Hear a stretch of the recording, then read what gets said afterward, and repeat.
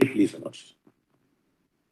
But my first respectful submission, and that if accepted, my Lord, you may save Your Lordship's time, that the reference itself was not required. And I'll make that good, my Lord, without wasting much of the time. My Lord, kindly have a look at the reference order, my Lord. Your Lordships would find in my volume 1. Let's keep the original volumes because we have marked the volume. Just see, it will be convenient for us to look at there because we marked that volume. I'm sorry. Now, two volumes will create its own extra effort for us. Yes. And my Lord, some of the judgment which my learned friend did not sign, which I'll show from my volume, because there Your Lordships have not seen. Honestly, I think the arguments have gone beyond what is the reference, what is the issue before us. No, that's what I want to show. No, but we are confining to the issue only. As you said, so we did not let any argument take place beyond that. We also did not let the other points. We were apprehensive about some of the other points evolving and because of one more council appearing, we did not permit all those. No, certainly, Manan. I will not. Let me rephrase what I have in mind and discuss it. I would say on behalf of the bench. There is a protection provided to the officers. That protection in one form or the other continued for a long period of time. Ultimately, the statutory provision was struck down on the short ground that it was discriminatory, not that it was bad in law. My lords. Grant of protection per se was not held to be bad in law. What was held was you cannot give protection to one group and not give protection to the other. This is the limited issue on this. Some hiatus period occurred, ordinance was issued, and then you brought in a legislation to cure the defect, which the court pointed out, by giving limited protection to certain categories. Chapter is over. Now, to some extent, it's theoretical in nature, because what would happen for the interim period, how many cases they pointed out last time in some affidavit, it was stated that the number of cases were 100 odd or something, out of them some may be also over. But let's look at the facts of the petitioner. He was protected. No difficult. Because of the judgment, he became unprotected. Now, because of the other judgment, does he become protected again? So he says, as far as I'm concerned, I am still protected merely because the protection was lifted for some period of time. It should not damage. And to our mind, one of the most crucial aspects is it was not merely a reenacting of legislation which took place, where it was held that this legislation was bad in law, but on the ground of a particular defect. Which defect stands cured? Would you agree that this is the position? It's the only issue before us. May I say, my Lord, without touching the... Except one aspect, which Mr. Datta said, which I find some force, which is a larger issue, he says, for us to say, not in specifically this case, that when such provisions struck down, he says, look, the court must give some guidance how to operate. So, if it is prospective, the court specifically says it is prospective. If it is to apply retrospective, it is not said. So, some scenarios maybe, it's a general observation, may be taken into account of the consequences when a legislation is struck out. So, he is really invited some, whether we give it or not. Future guidance. The future guidance, whether we give it or not, also, I am not committing anything in It's correct. But this is all he says, that future guidance. It should be, my Lord. I also join him, my Lord, in this request. This is the only issue on... Lord, may I paraphrase, my Lord, what I would respectfully, my Lord, I think would be necessary, my Lord, to assist Your Lordship. Lord, the reference, and kindly, my Lord, don't take this, my Lord, to be the final argument. I am just paraphrasing, my Lord, and whatever Your Lordship feels may not be required to be gone into, I'll not go into. And I would abide by, my Lord, Your Lordship's tentative assessment of my arguments yesterday. My Lord, I have prepared it accordingly. The reference is on the ground that whether the deletion of the provision would affect Article 20 or not. Now, the reference is made in Transmission Corporation Limited. In Transmission Corporation Limited, there are two aspects, my Lord, which Your Lordships must be assisted with. And I am saying upfront without taking Your Lordship. Where a procedure was sought to be amended. It was a case of a penal provision, as my lord, yesterday it was discussed, that Article 20 says that if conviction is resulted from the law in force, it cannot be changed except, my lord, whatever was the position at the time of commission of the offence should be the position. Any subsequent change in the penal provision, that's my understanding, that's my interpretation, would be bad. But that would not apply to procedural provisions. That issue has been flagged, you are right. Yes. Now, in entire judgment of Transmission Corporation, unfortunately, on both sides, the Honorable Court was taken on a world tour in the sense that various judgments of United States were cited. And nobody brought to your lordship's notice, notice of the Honorable Bench, a binding precedent of a 5-judge bench of this Honorable Court, which holds two things, that Article 20 does not apply to procedural provisions, and second, that for deciding the contours of Article 20, US judgments are of no value. So this point, in fact, Justice Khanna flagged this issue at the inception itself of the arguments. What Justice Mr. Datta endeavored to do was to persuade us to take an expanded view of the matter by including it. He was conscious of the fact that there are views taken, that one is for procedural aspect, one is for substantive aspect. And but he was endeavoring to persuade us, being a constitution bench, No, no. if we could. Those judgments are of constitution bench. You are right. So your lordships can do that, but your lordships will have to record your lordship's disagreement and refer it to a 7th. They are not doing anything. No. If his attempt is to succeed, I am not saying the lordship. Yeah, I'm putting it very upfront to you because we've had the argument, some discussion. We are looking to a scenario where we are not going to get into the substantive and procedural distinction. They are already maintained in the Constitution. We are not referring to anything to a larger bench or something. No, the Constitution, 5-judge bench says so. I'm conscious of it. That's what I'm saying. Yes. I'm allaying your apprehensions that we may embark on a larger path. We are not doing any Correct. larger path. We are going to decide. In fact, we feel a lot part of this would have become infructuous by reason of passage of time. Yes, the petitioner finds himself in one of the petitions, who is argued in person, in a particular position where he says, loose language, jam yesterday, jam tomorrow, no jam today, you hold me for that particular portion of time. And when the law was a flux, law was not in a flux, but something was held to be beyond the permissible levels of what the legislation should have done, based solely on the issue of discrimination. And this is something which is in mind. So once the legislature cures the discrimination issue, we can't let a scenario prevail where somebody had protection earlier and has protection tomorrow. I bow down to your lordship. Nothing. No, two apprehensions, my lord. Yes. Two apprehensions. So you tell us where you feel, Yes. and also in a sense, all of you are on the same page. So that's why on the lighter side, we said we don't have a contra view arguing here. We just want to know what is in view of there being synergy on the thought processes on most issues, which are germane for this matter. What is your apprehension? Where will you think we embark, which was matter of concern to you? My lord, I'll be very candid, my lord, with your lordships, and I'll put it upfront.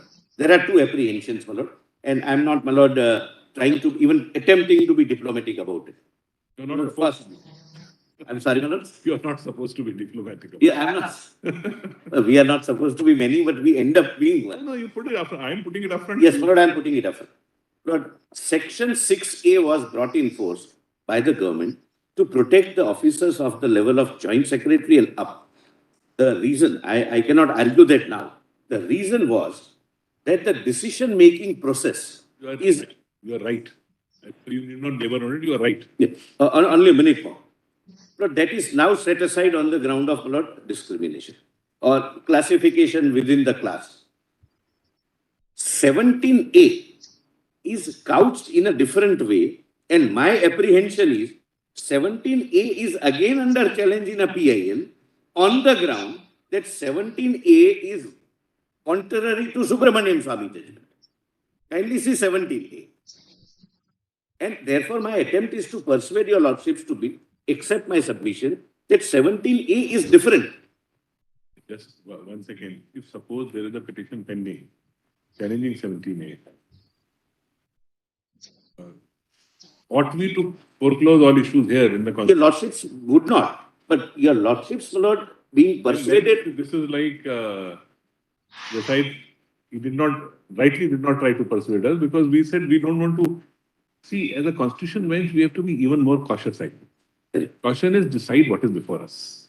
Otherwise, what happens is any stray observations, any going here and there creates a problem in a constitution bench because three judges benches are bound and it results in High courts, other courts. and results in possibility of again a reference is arising when those courts may not have applied their mind to the issue at hand. Therefore, you take it that we will be certainly within the four corners of what is before us. My lord, only thing is, Go here or there. my lord, kindly have my lord, for my satisfaction, have 17A. Yes, sure. Now, your lordship's tentative view that this is 6A after curing the defect, my lord, may perhaps not be true because their argument in that petition which your lordships cannot, my lord, foreclose. But I can always, my lord, submit that point may not be, my lord, what was happening. I'll just, my lord, tell your lordships a little background. My lord, the country runs through the bureaucracy. Bureaucracy is not bad, my lord, always. So they give their inputs, they give their ideas, they ensure that country progresses. The hanging threat of a potential prosecution, you know, resulted into a policy paralysis. Nobody was writing notes, nobody was accepting new ideas, and they will go by the conventional thing that we may do this, we may do that. Mr. Now, kindly see 17A, my lord. I'm saying so. Kind of a sword over their head. Nobody will take decisions. Correct. So long as, and therefore, you also give permission where some decision may go wrong. That's not the Correct. problem. But it should not be for malified reason for collateral construction. That's it. Yes. My lord, kindly see 17A in this The context. system can work. Lord, kindly see 17A in this context, and the attempt Yes. is to persuade your lordship that 17A is not a new avatar of 6A. Kindly, my lord, have a look at this. Yeah. Inquiry, because there are two kinds of inquiries contemplated in CRPC, or investigation of offences relatable to recommendations made or decision taken by public servant in discharge of official functions or duties. No police officer. Well, now it's not CBI centric. It's general, my lord, any investigation. No police officer shall conduct any inquiry or investigation into any offence alleged to have been committed by a public servant under this act, where the alleged offence is relatable to. Now, this is confined protection. Any recommendation made or decision taken by such public servant in discharge of his official duties. So that they take risks at times, my lord, in decision-making process when the country is progressing. Has to be there. You have to take some new ideas, you have to implement new ideas, you have to give new ideas, advise the government about the. Criticism is that if you take a very pedantic approach, and in a scenario where various issues are moving on, stagnation is not the solution. So therefore, a limited protection is given, expanding. Okay, this is for a higher class of officers. Those who take decisions and those who make recommendations. Correct.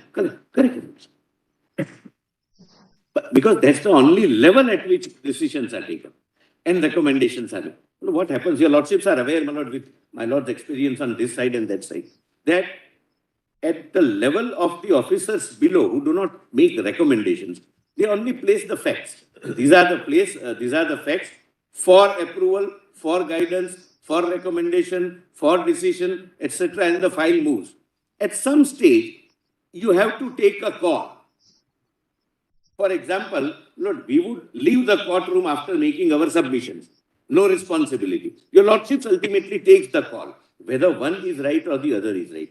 And that is that decision-making process which is sought to be insulated from vexatious proceedings. And it's not a prohibition. it's kind of a protection that my senior will be asked whether I would have committed any. It's a check. It's a check. Yes. It's a check or a protection for any government servant now, irrespective of the hierarchy, who may be involved in a process of decision making, which is a bona fide exercise of decision making process. It may see, it may not be right to say, I'm not sure whether at the higher level only, because suppose you are right, they say we put up the proposal, do something. But tomorrow somebody may say, even that is wrong, putting up the proposal. So the protection is given where a process is followed. You will not say the subordinate officer is not protected because he was the initiating person. The initiating person also, in a way, is a proposal. He is also equally required. I'm obliged. Unless What suppose happens? suppose tomorrow he on record shows completely wrong facts and tries to elicit a decision on the basis of wrong facts. That's a different scenario. It's a proposal, may not be recommendation. What happens? Well, suppose in a contract, in an award of tender, he would say that these are the three tenders, these are the plus points, these are minus points. This system which is offered is better system, but little costlier. Now place it for consideration. Sometimes you have to take the risk of costlier system which is more effective. So that's the idea. Now, my lord, the Subramaniam Swamy judgment found that it is too broad and it's my lord, over wide. It's completely, there is no check. Now it is suitably tailored that every action is not checked, every action is not protected, or rather, every action is not sought to be, there is a layer of inquiry before you are subjected to criminal inquiry or investigation. Only these particular acts. Lord, my apprehension is that your lordships, Lord, in case say that 17A is only a different avatar of 6A, Lord, that might have an impact on the pending proceedings where they say 17A. What we were saying was that 17A seeks to cure the defect which resulted in 6 being struck down, which is that it was discriminate.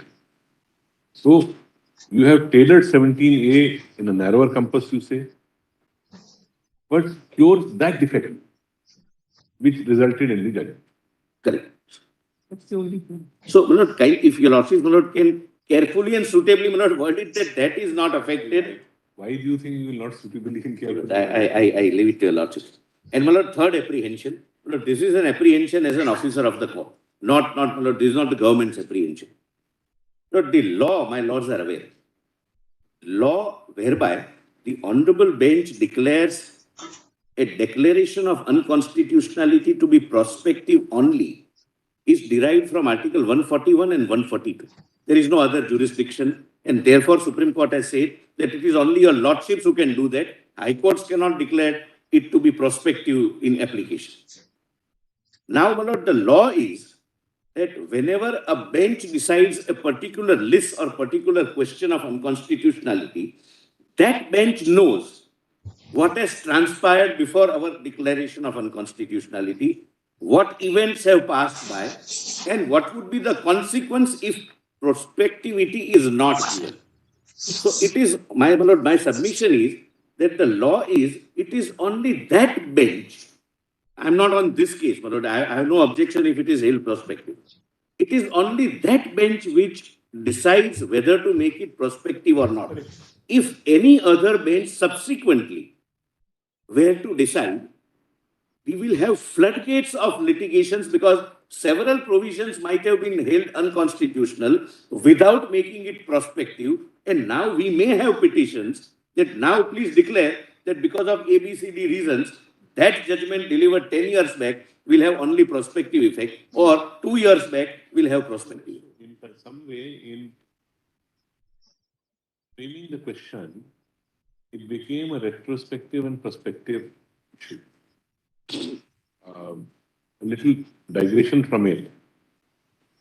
It's in my view, the issue was only that a protective provision, which is sought to be struck down as ultra virus on account of it being discriminatory, not per se bad in law. but discrimination is causing the consequence, you have to construe it in a particular manner. Not saying, my brother Justice Oak itself said, we can't do it. We can't say if it is violative of a constitutional part 3, that it will have only prospective effects, because that doesn't exist. But we'll have to tailor the peculiar problem which we have here. That's all we are looking to. Lord, the suggestion is, if your lordships can consider saying that without laying down the law in view of the peculiar facts arising this, let this be held prospective, because very few number of cases are going to be.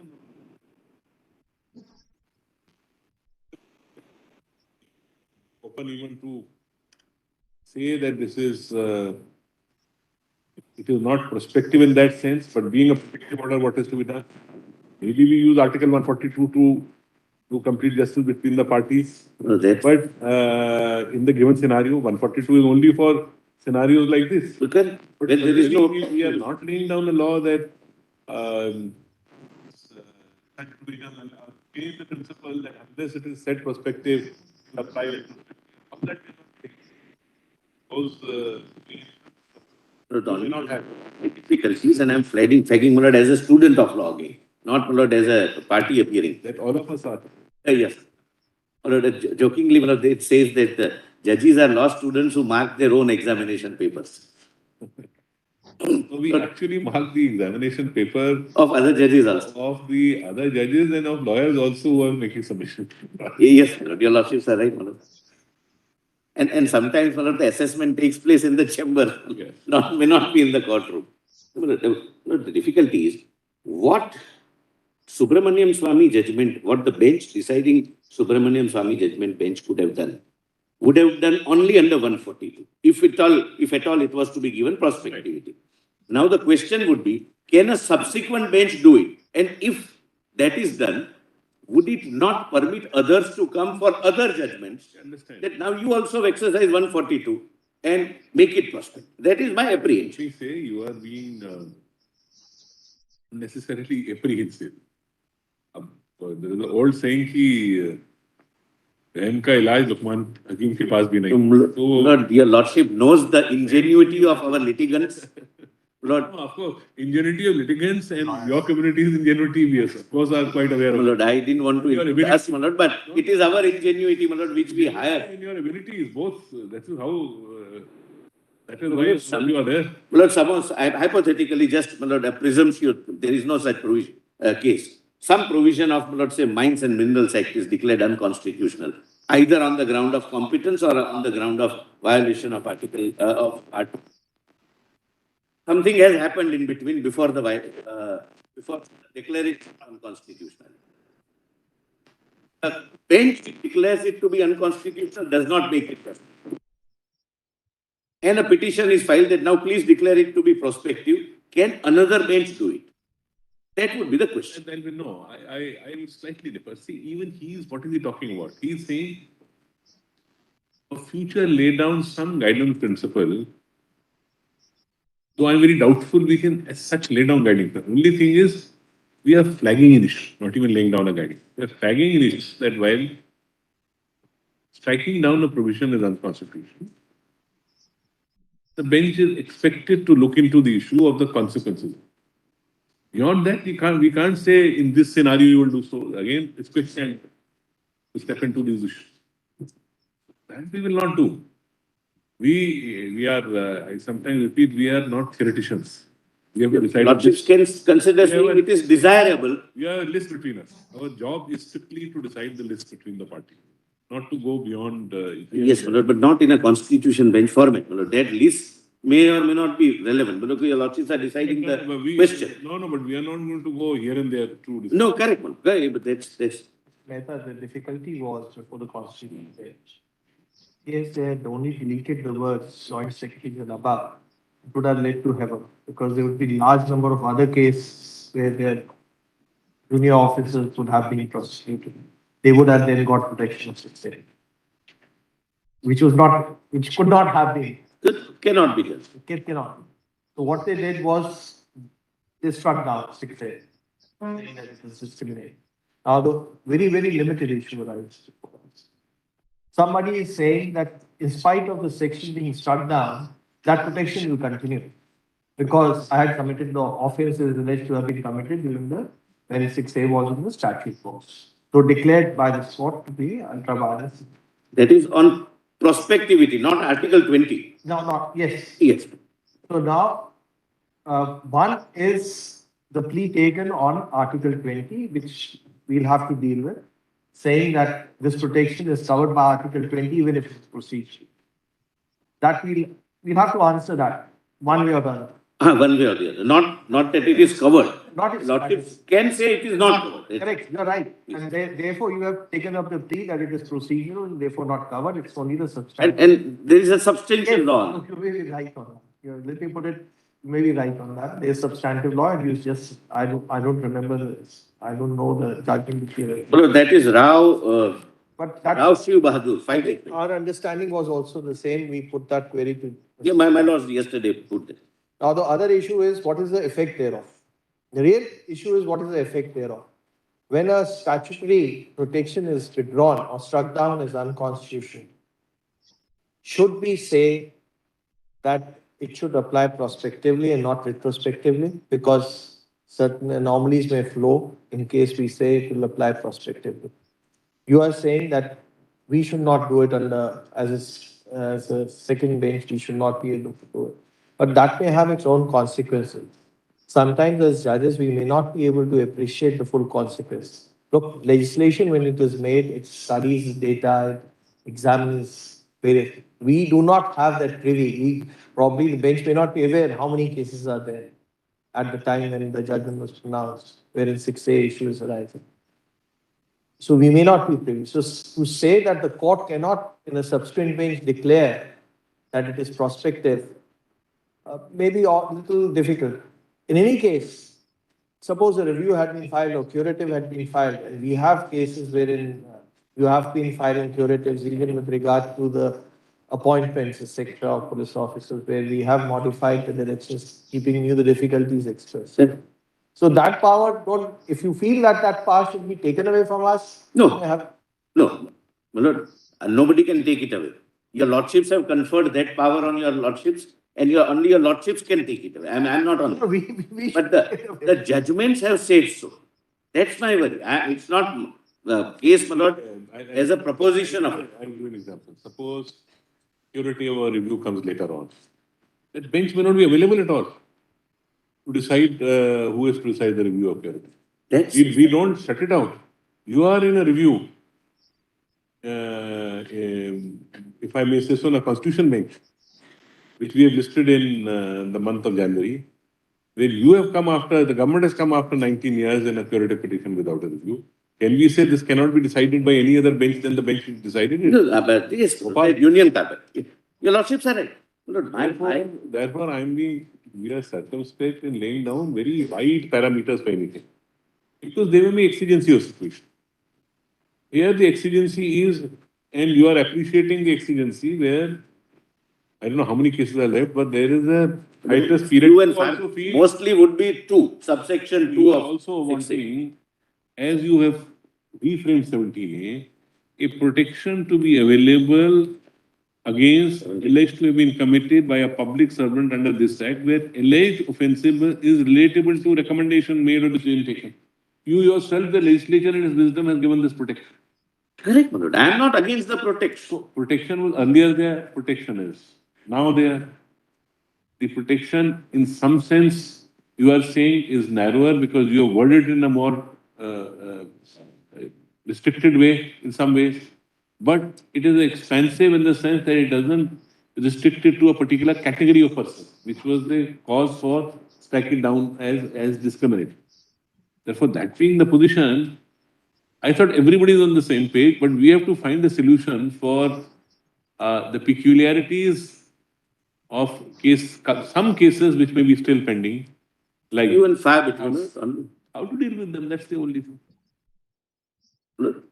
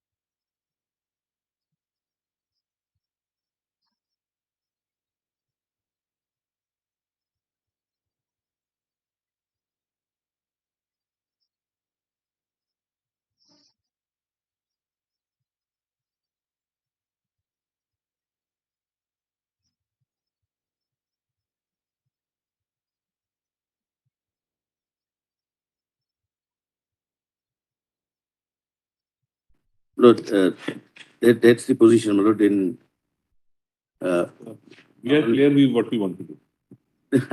Lordship, only one last apprehension which I may share.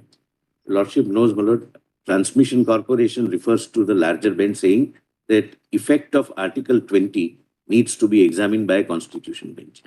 In 2010, Constitution bench said that now this becomes academic, and I'm sorry, and therefore we will not go into it because there is a new law in force. Again, my lord, another bench, my lord, referred it back to the larger bench. Lord, may I show only 3 or 4 judgments on Article 20, sub-article 2? Yes, please do that, and with that we can close it. Correct. That's all. And my lord, another thing, and I'm not going to argue this. I join my learned friend, my lord, in a request that there may be some guidance for future that while declaring a provision to be unconstitutional, it is desirable. May not be possible in all cases. It is desirable that the bench itself decides whether it should be prospective. Shrestha, we and only change the phrase instead of guidance, we'll flag this issue. So that Yeah, whichever way. we flag the issue for further courts, that in certain scenarios it may be desirable to get into. Yes, So that it's a little consciousness call. That, we should look at the wider connotations of such an. Understood. But another thing, You have to leave something for innovations and lawyers also. They clarify everything. My brother says we must leave something for the lawyers. Otherwise, if we clarify everything, what left to be argued by lawyers and further proceedings. your lordships are right, my lord, everything should never be settled. My lord, another thing, and I'm not going to argue this, my lord, for your lordship's assistance. My lord, we have analyzed and, my lord, prepared the list of judgments where your lordships were pleased to say the grounds on which prospective overruling doctrine can be applied or may not be applied.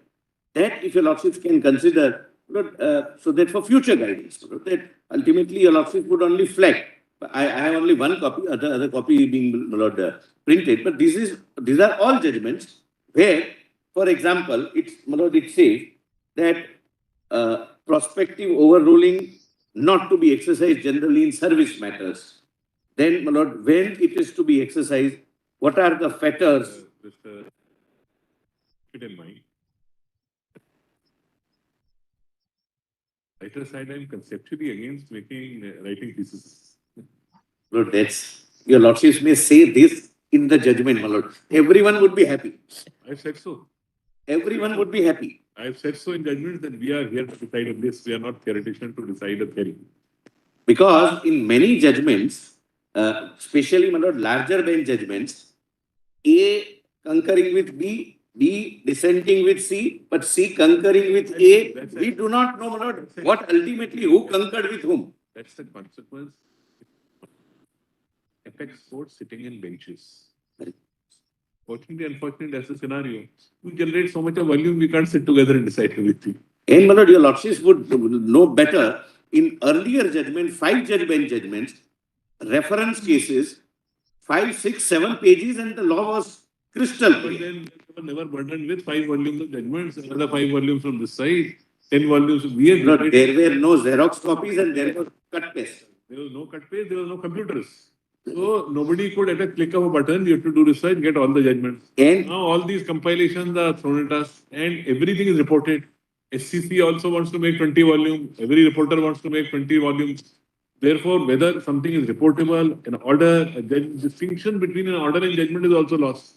Every order is reported. So we are actually inundated, I think, with case law. That is causing some constraint in writing and also creating volumes. Unless possibly we adopt the US system, partly we do, where they just refer to, below that line, they refer to judgments, refer to 15 will be charged. There is no discussion beyond that. footnotes. That's it. Only footnotes. Or, my lord, not a practical solution. There is a law that judgments would be written only in manual typewriters because the once 2 lines are amended by the honorable judge, the entire page will have to be retained. Lord, that makes it very crisp and brave. Otherwise, my lord, the lordships are, this is on a lighter side. Obviously, it cannot be done. And But otherwise, my lord, it's impossible to cull out the ratio. there is a I always say it applies to, I think, to drafting of petition. Pleadings and judgments. Yes, yes. There is a, in English grammar, I read a book, I think all of us at some generation read it, of Wren and Martin. Wren and Martin, yes. It's a red book. I always say in different forums of judicial academies, there's a very nice chapter on pressy writing. Pressy writing. Please read pressy writing. It's far more difficult to write 5 pages than to write 10 pages. Lord Winston Churchill once wrote a letter of 10 pages to his friends, and he started that kindly pardon for a longer letter because I didn't have sufficient time to write a shorter letter. Because to write something very precise, concise, and short, you must be very, very clear about what you want to write. That applies both sides. Well, yes, yes, more on our side. Lord, we also, Both sides. Lord, we also Lord, quote judgments, paragraphs of the judgments, and everything. Lord. Actually, the one challenge has been the inundation of case law has created a challenge for us, which in 1950s the courts did not face. So you have 3-4 pages opinions which are there.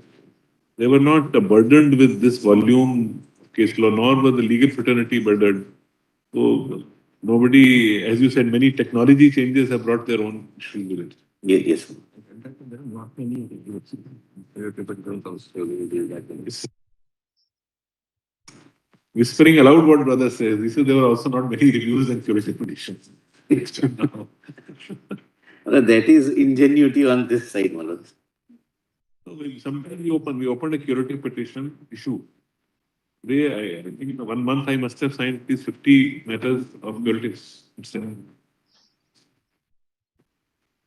So sometimes in trying to cure, you create a situation, but that cure creates its own problems.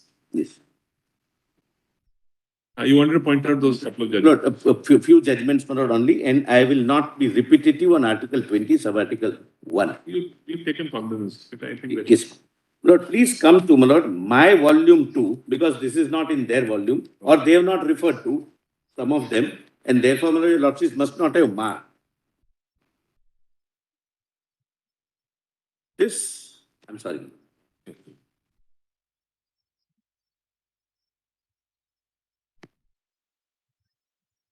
Lord, I have checked up.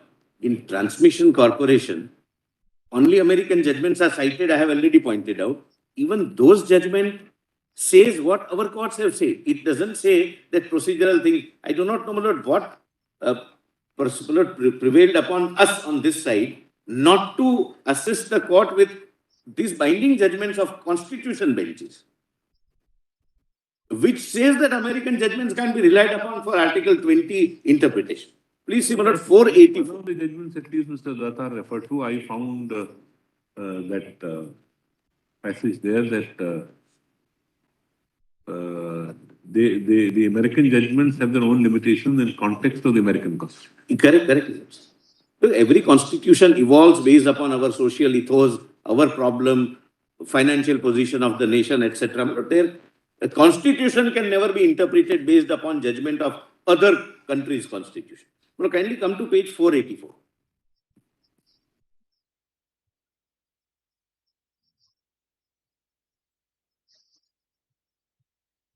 At, my lord, page 488 first.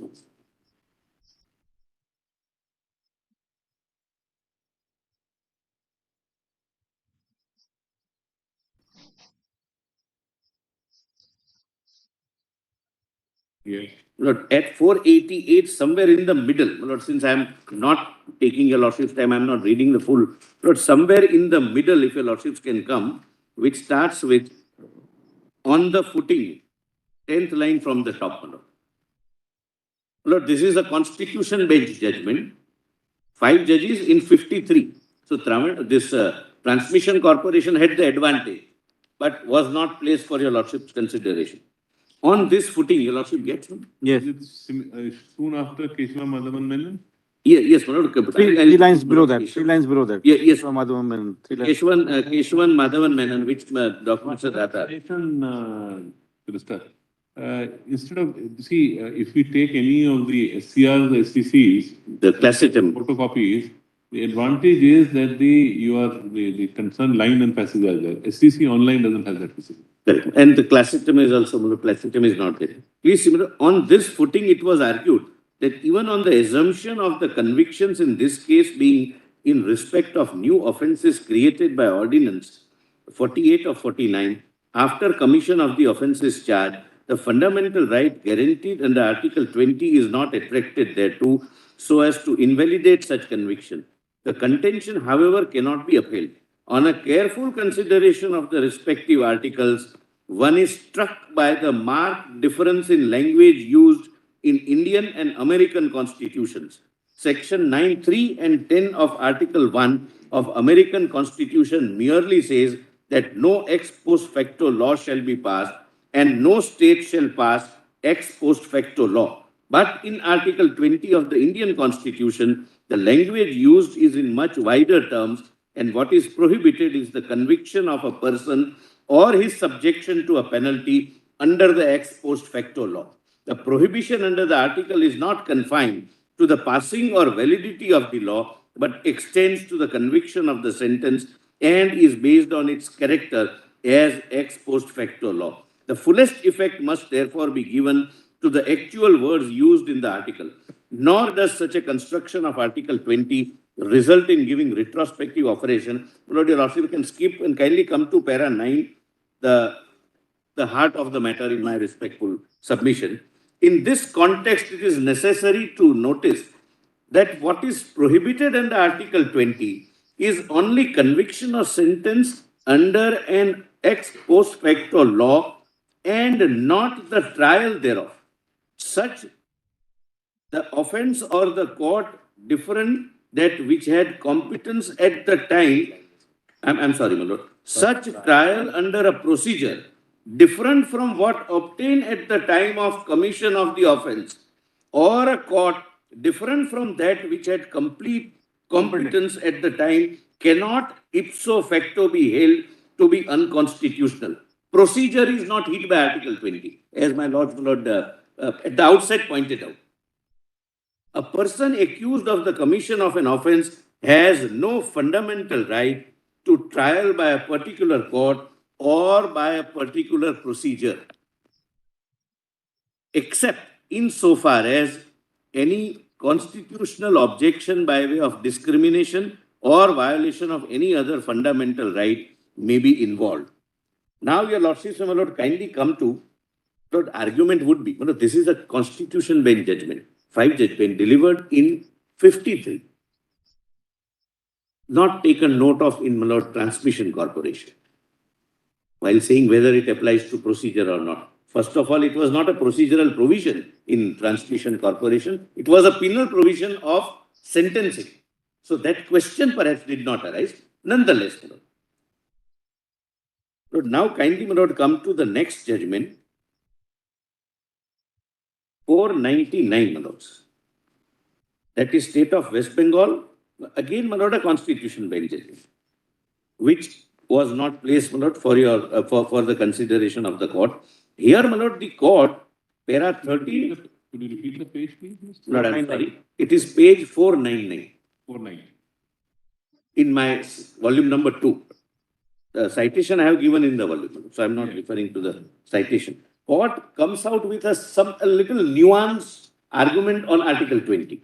That is para 13, 14 and 16. If your lordships can, my lord, oblige me by coming to page 505, running page 505. Lord, this was a case where in Calcutta, there was a divergence of view between two honorable judges in Calcutta High Court. I'm saying that because the names are mentioned, my lord, that this view is right or that view is. That's only relevance, nothing else. Para 13. This brings us to the contention which was found favor. 13.3 is a punishment, and that as 1944 ordinance was not in force at the time when the offence was committed, section 13.3 could not be applied to the respondent inasmuch as Article 20 subarticle 1 lays down that no person shall be subjected to a penalty greater than what which might have been inflicted under the law in so and so, so and so, so and so. Your lordships will now come to 14. I read 13 for the background. We do not think it necessary for the purpose of this appeal to decide whether the facts that the respondent continued in office till so and so, and the ordinance came into force on so and so, would take the case out of the ambit of Article 20, Sub-Article 1, for we have come to the conclusion that the forfeiture provided under Section 13(3) is not a penalty at all within the meaning of Article 20, Sub-Article 1, and the second argument urged on behalf of the appellant must prevail. Now, the 1944 ordinance is an independent ordinance, as is not an amendment to 1943 ordinance. It is, my lord, that's all, my lord. Then kindly come to para 16.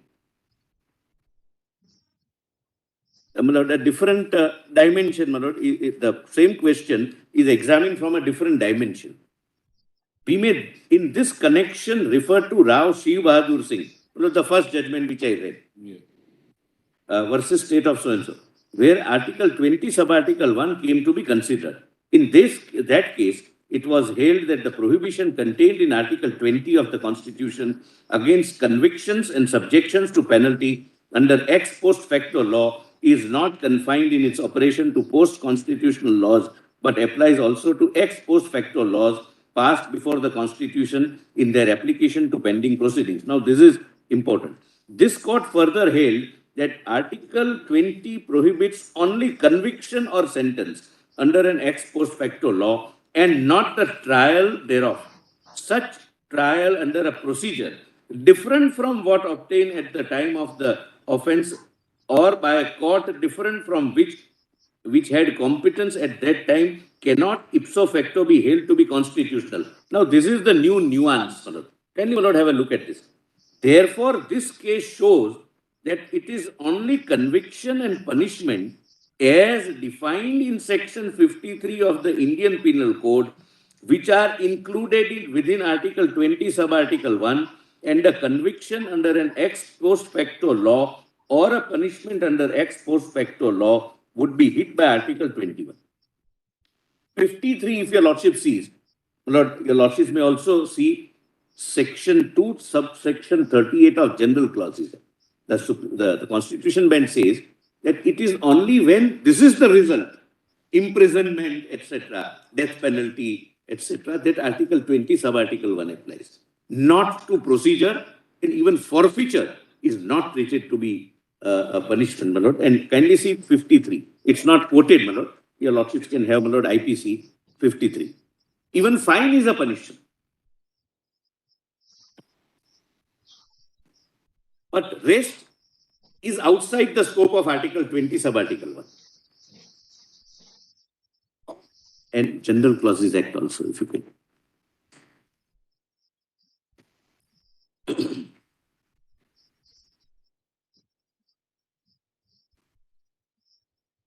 Your lordships are aware, General Clauses Act applies to interpretation of Constitution under 366, 367. 53, your lordships have? Yes. The punishment to which offenders are liable under the provisions of this code: death, imprisonment for life, imprisonment which is of two descriptions, rigorous or simple, forfeiture of property, and fine. So if it is not falling within any of these, it's not protected under 20 Sub-Article 1. Here, their case is that I am being tried in a procedure different from what from the procedure which I had when I committed the offence, and the procedure was no trial without the sanction under 6A. 20 Sub-Article 1 is completely out. And 238, offence shall mean an act or omission made punishable by any law for the time being in force. And this is General Clauses Act. And General Clauses Act applies while interpreting the Constitution. That's Article 366. Lord, your lordship may just mark, note, your lordship did not see, Section 2N is the same definition in CRPC. Offence, which is the word used in Article 20, Sub-Article 1. Conviction for an offence is protected under 21. An offence means something should result from out of Section 53 of the IPC or 238 of General Clauses Act or not the CRPC. Now the next judgment, my lord, I am just taking your lordship, Lord, 519. It is, my lord, a 3-judge bench decision, my lord.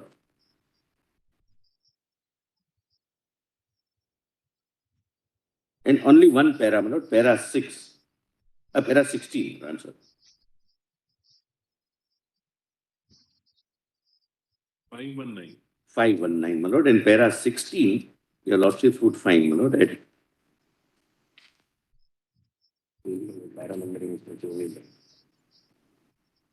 there is one page missing, my lord, but nothing turns on that missing page, my lord.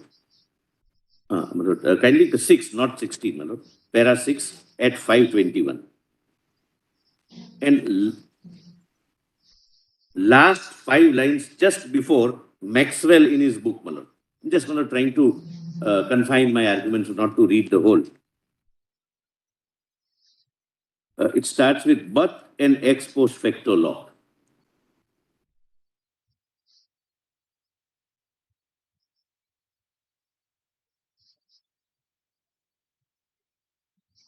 The lordship gets that, my lord?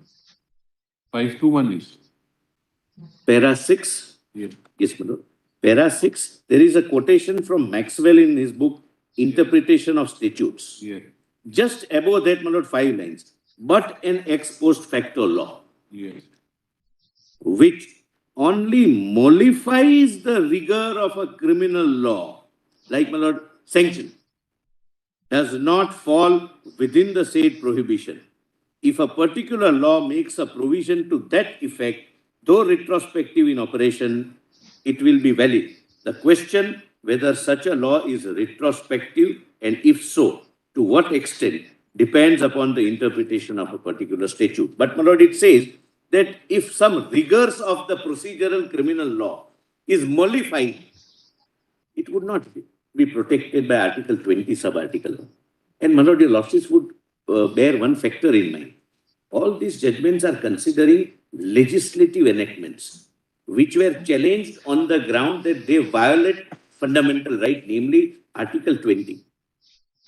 A judgment of the court can never violate fundamental rights. That is 9-judge bench Miraj. A judgment cannot be argued that unless you interpret it in this fashion, it would violate my Article 20 rights. The argument is that unless you include the procedural part in Article 20, the law laid down in Subramaniam Swamy would affect my Article 20 rights. But it's a wider question whether that can ever be raised.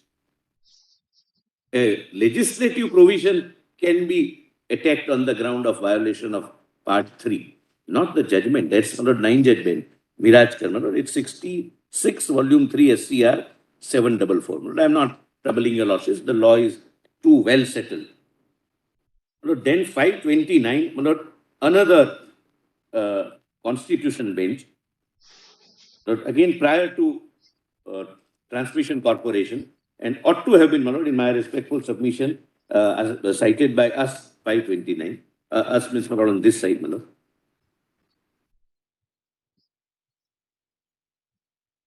and the paragraph is, 4 and 20.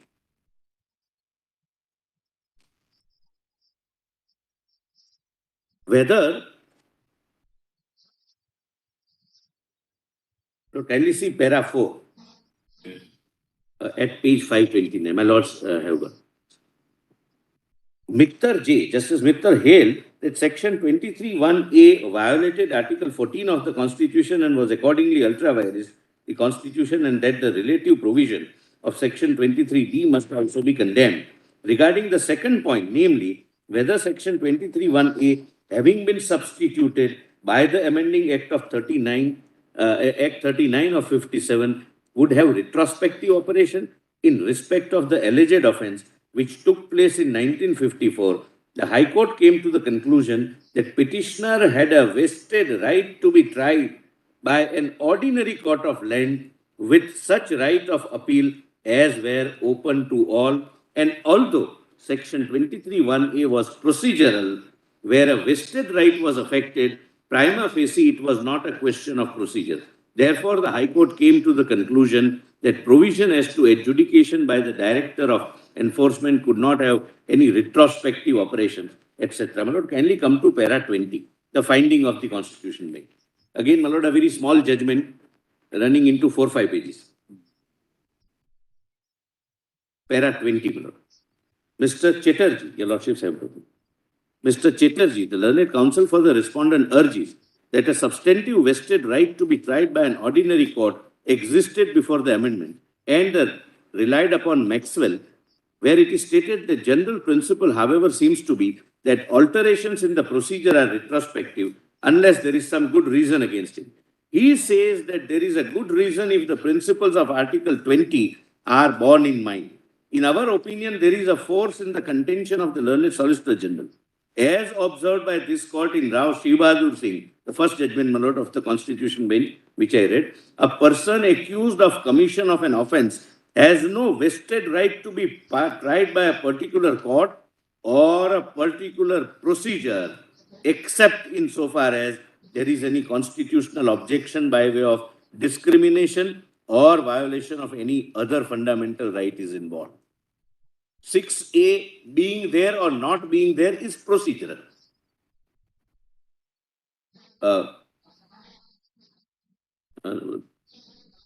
There is no principle underlying Article 20 of the Constitution which makes a right to any course of procedure a vested right. Mr. Chatterjee complains that there is no indication in the amending act that the new procedure would be retrospective, and he further says that this affects his right of appeal under Criminal Procedure Code. But if this is a matter of procedure, then it is not necessary that there should be a special provision to indicate that the new procedural law is retrospective. No right of appeal under the Criminal Procedure Code is affected because no proceedings had ever been started. So that is on the facts of the case. But the right to be tried by, there is no vested right, and even if there is a vested right, it would not fall within the protection of Article 20, Sub-Article 1, because it doesn't result into conviction or does not result into conviction. You cannot change, you cannot make out a new offense. You cannot enhance the penalty. You cannot do it twice over as per the second part of Article 20, Sub-Article 1. The procedure can always be changed. My Lord, suppose pending trial, there is a legislative enactment that instead of a particular court, the offences would now be tried by a special court. But that would not hit, would be hit by Article 20, Sub-Article 1. My Lord, last judgment on this, my Lord, is page 533, para 7. Rest, my Lord, I will skip.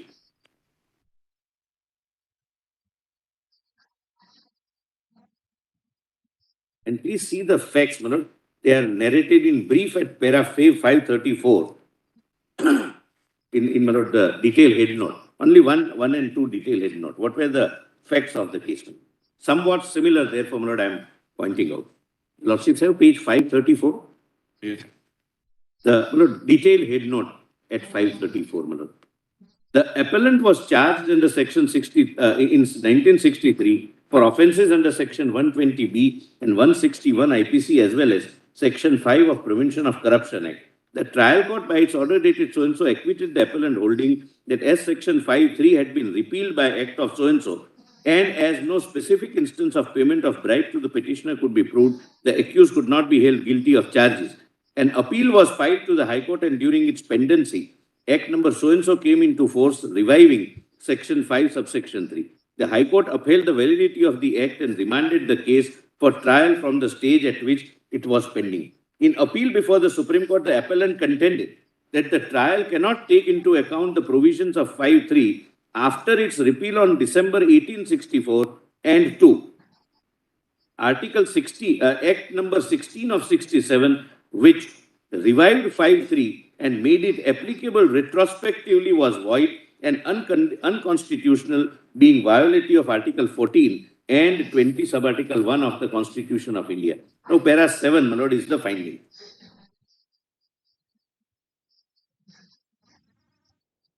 So this is by the honorable, two honorable judges, my lord. Lord, para 7, my lord, Mr. R.K. Garg, my lord, shows Article 20.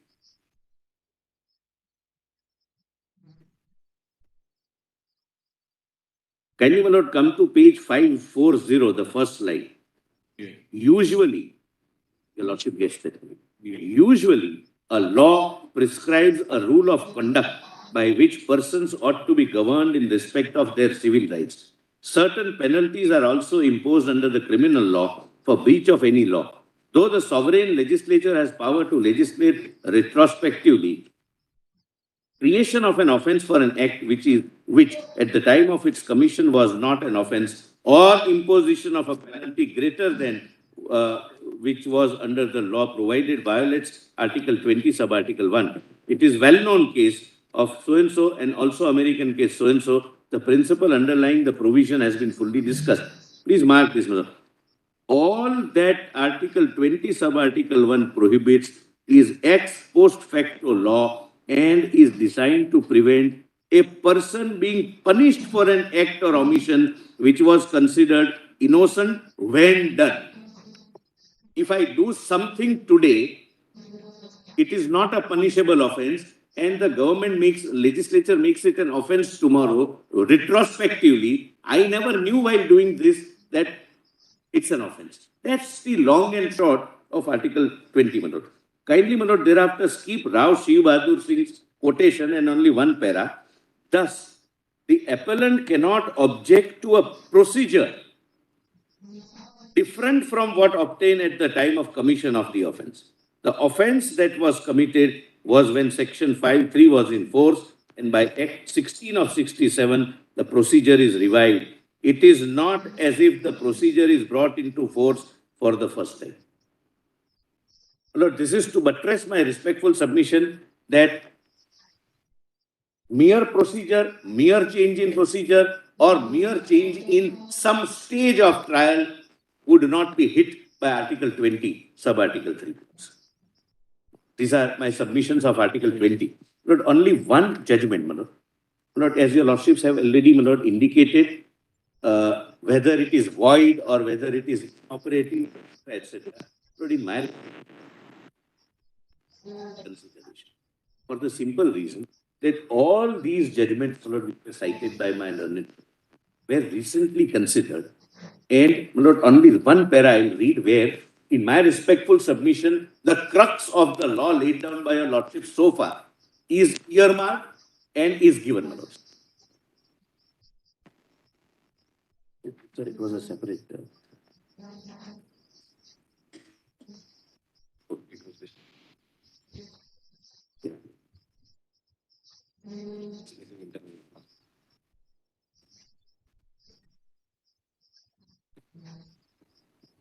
Is void, completely void.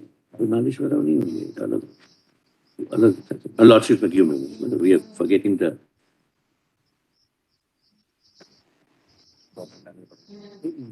एक तो है मिल जाएगा, what will have the box?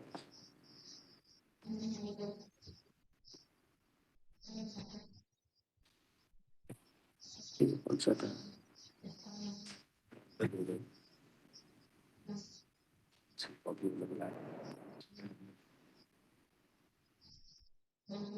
State of Manipur.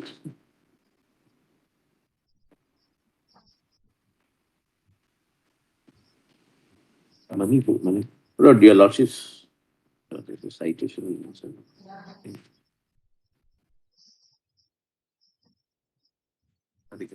Lord, in the meanwhile, I'll just, there's some confusion at our end. Lord, only two judgments, Lord, for assisting your lordship. If your lordship finds it necessary, I may read two passages from Golaknath. Golaknath, my lord? Not required. Then, my lord, only one judgment, my lord, in that case, my lord, Murthy. My lord, that is in my volume 2, my lord, the same volume your lordships had. Yes. I'm sorry. Thank you. Yes, Manoj, 479. To assist your losses, Manoj, nothing, Manoj, so far as I am concerned, it may not, but for future, Manoj, it may not be said that we committed the same mistake which our counterparts committed in Transmission Corporation. At 482,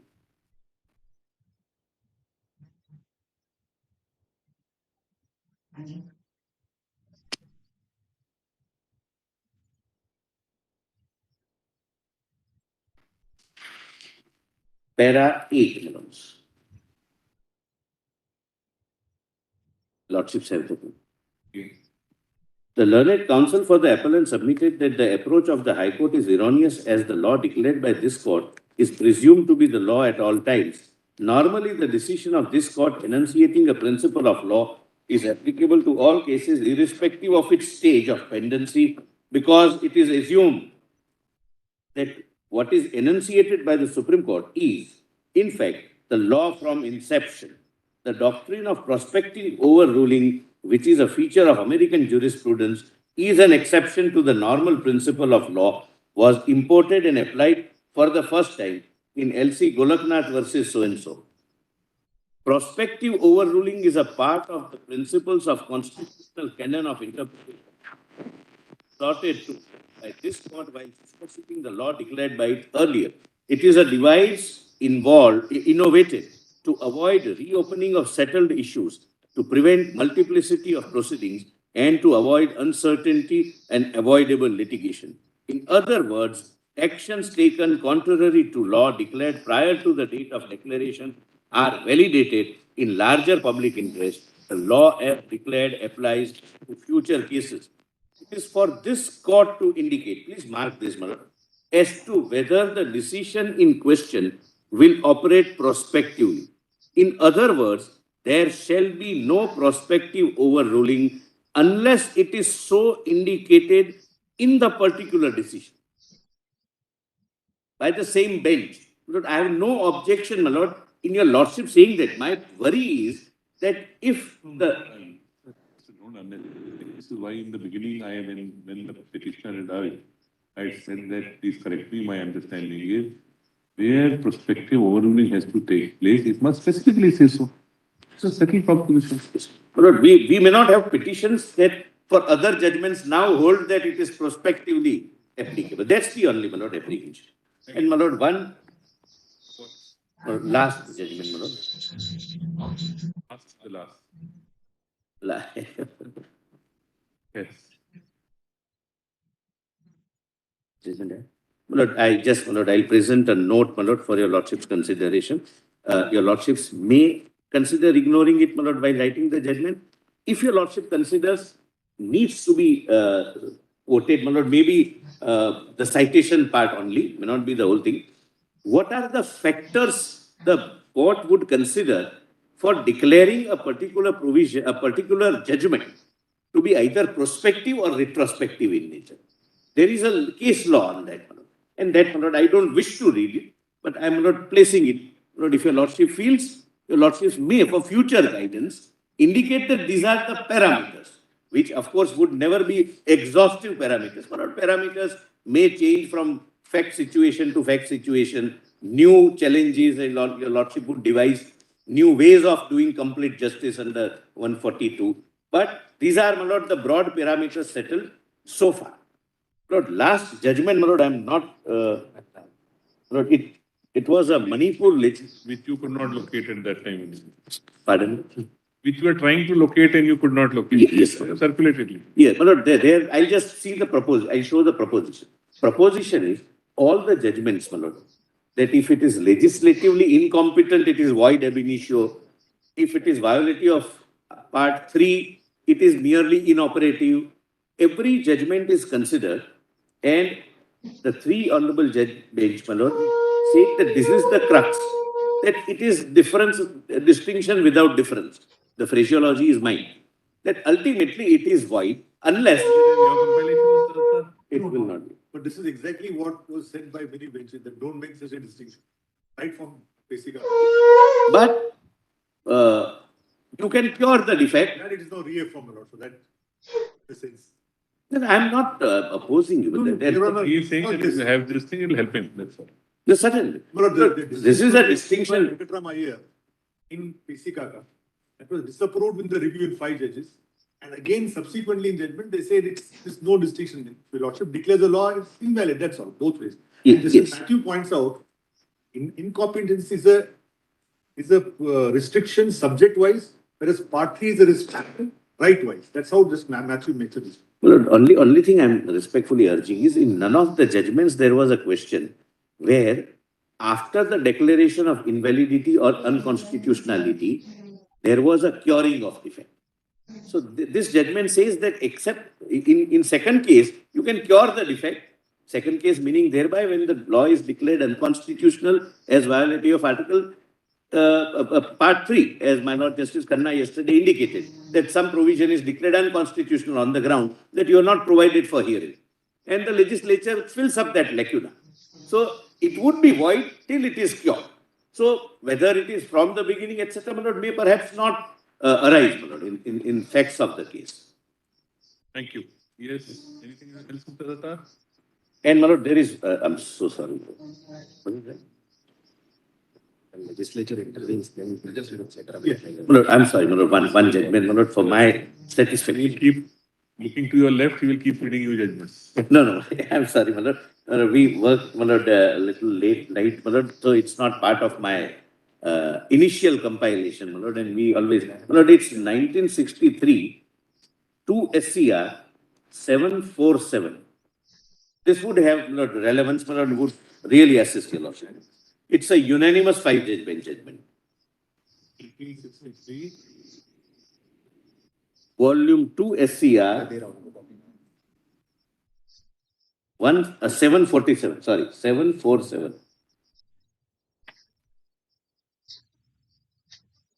Where Deepchand and all other judgments are considered.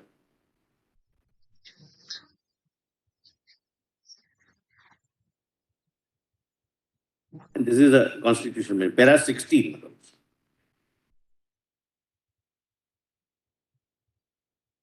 That takes us to the larger issue raised by Mr. Nambiar. The Lordships have that one. Para 16, 16. Para 16.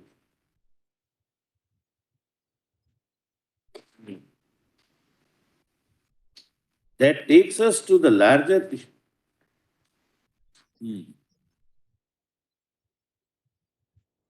That takes us to the larger issue raised by Mr. Nambiar in the present appeals. He contends that the power of legislature to make laws retrospective cannot validly be exercised so as to cure the contravention of fundamental rights retrospectively.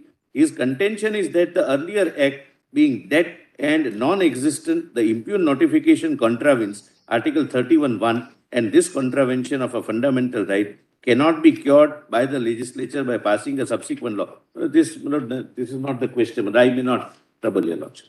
This he has also not fairly argued, my Lord, that curing of defect is not permissible, is not a case. Thank you. That's all? May I make a few? Lord, may I make a few submissions? Yes, you have to add something.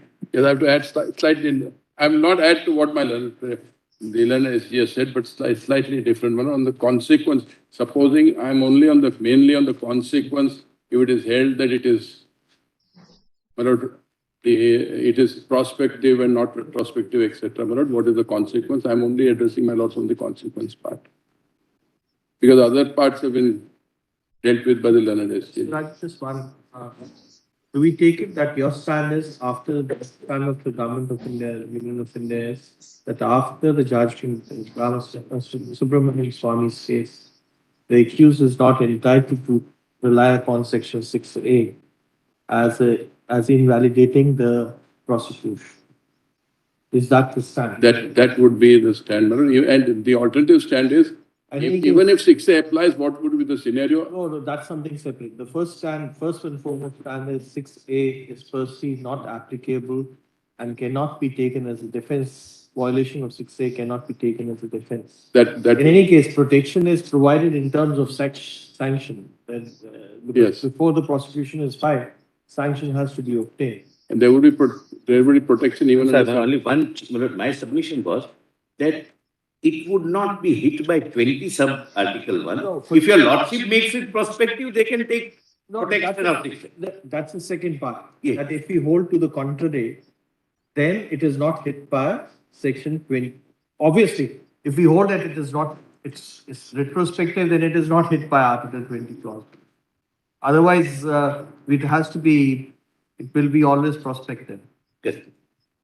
Because otherwise, if we say that it's not a part of procedure but substantive law, But your lordships can under 142 say that let it be let the judgment be prospective.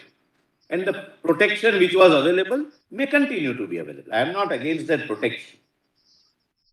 my stand is the I same. just wanted to clarify that the procedure is not a part of 20 sub-article 1. That's Mr. Mehta, just be very, I think you were very clear in your submission. You said it's a part of, 6A is a part of procedure. So once it's declared to be unconstitutional, being a part of procedure, no substantive right is given to the accused. The judgments are retrospective because they declare the law. We do not create a new law. And therefore, unless the judgment itself says it is prospective, or we say it's prospective, it will be retrospective, or the defect is cured. or the defect is clear. Grateful. In any case, one thing is there, one argument. See, it's the part, 6A is the part of inquiry or investigation at the initial stage. It's not even at the stage of filing of the charge sheet or cognizance or framing of the charge, because in that case, again, you have to take prior sanction. That is the mandate. Even if there is it the case that if sanction is granted or approval is granted on the 6A, then you don't take sanction on the 19? That's not the case. You have to take sanction on the 19 Because sanction will be after the evidence is collected. after evidence is collected. So it's really at the initial stage. So protections are multifariously built into the system itself to protect the innocent or anybody being prosecuted, wrongly being prosecuted. Right. The only concern which we were a little bit concerned is with regard to 17A, because that's a very, very important provision. Yes. It should not be affecting the policy making.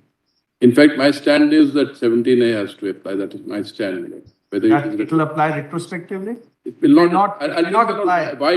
Not. I'm not saying it will apply. It cannot. It will lead to difficulty. I'm saying that today, because the investigation today will start once my lords hold that as far as 6A, the striking down of 6A is retrospective.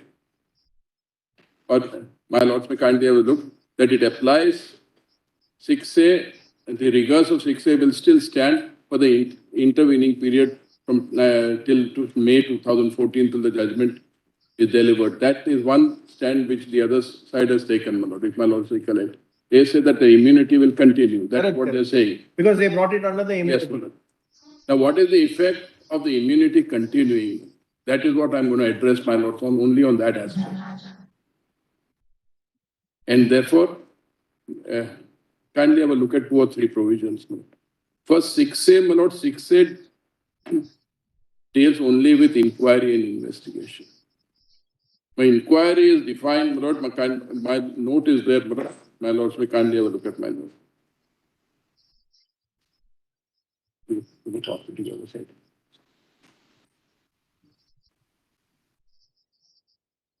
Para 4 of my submission, my lord.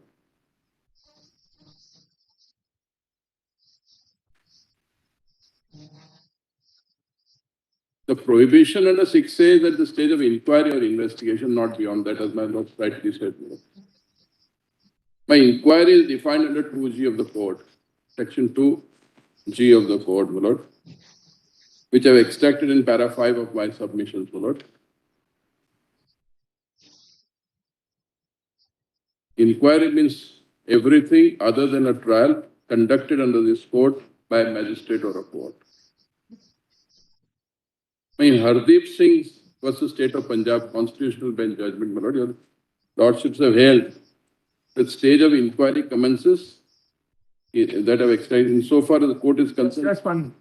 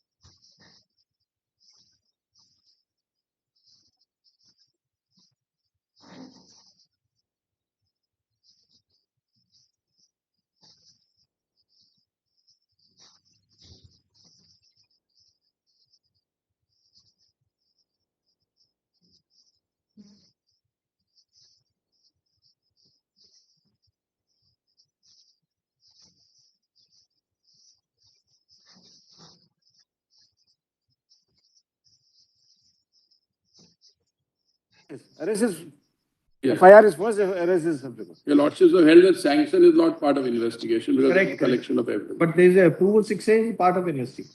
But it affects only investigation or inquiry. It doesn't affect the trial, it doesn't affect sanction under 19. Therefore, therefore, inquiry would be essentially an inquiry under 202 of the CRPC, where the court takes cognizance and then requires some evidence to be laid. That is the procedure contemplated by 202 of the CRPC. Investigation after registration of FIR under 154 or after the court directs registration of FIR pursuant an order under 156 of the CRPC, investigation commences.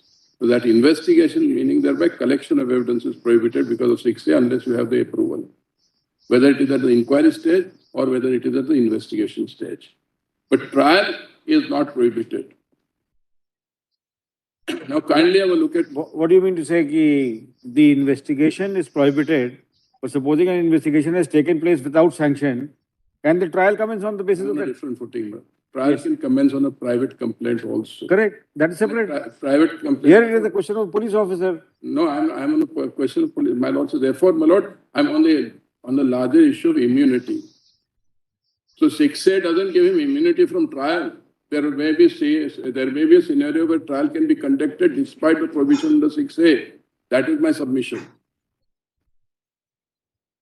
Because in a private complaint, Anpule's case, your lordships have held that a private complaint lies. Then the issue would be, can the court proceed with the matter without sanction. Sanction is not part of investigation.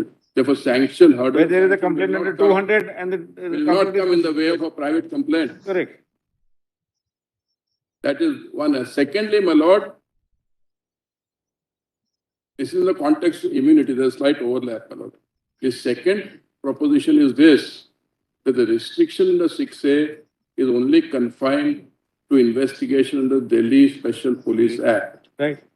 Your lordships have held, my lord, I'll cite one judgment, my lord, where the issue was investigation was conducted by three judges bench, my lord, by officers other than the CBI, that is officers coming within the purview of Delhi Special Police Act. The contention which was raised that because of application of Section 3, only the CBI has the power, exclusive jurisdiction to investigate. That was repelled by your lordships, and therefore, there may be a case where investigation is carried out by an agency which is not covered by DPSC. If that is the case, there is no protection in the 6A. My lords may kindly have a look. Therefore, that immunity, there may be an immunity or there may be a protection, but that is not absolute or that is not universal, but that is a restricted protection. Have judgment given that Sharma. Huh? Okay.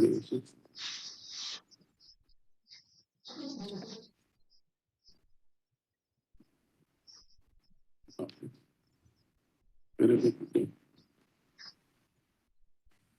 That will be good.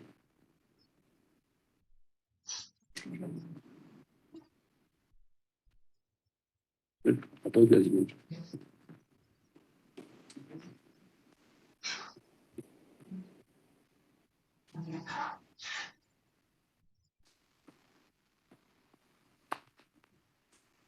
Yes, sir. That is, my lord, page 9 of my written submission, AC Sharma versus Delhi Administration, my lord. 731 SCC 726.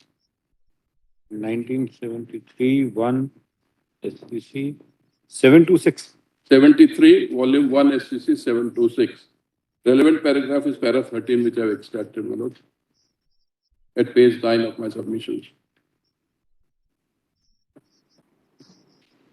You given the detail?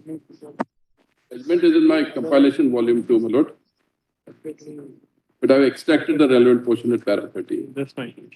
The scheme of this act does not either expressly or by necessary implication diverge the regular police authorities of their jurisdiction, powers and competence to investigate into offences under any other competent law.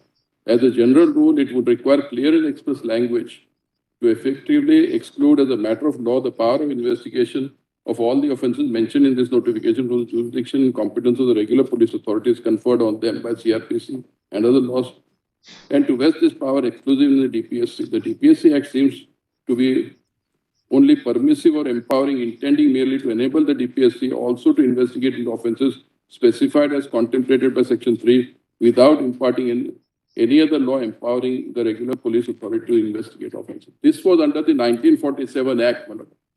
My lords may kindly have a look. And as far as 1947 Act is concerned and also 1988 Act, the same thing which is there, my lord. Kindly therefore have a look at the provisions, my lord.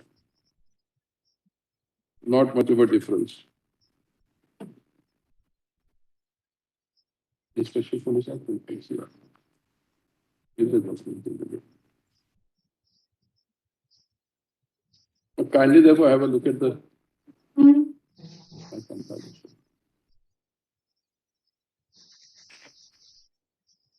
Now, 182 of my compilation, the judgment starts because the old section is extracted in this one.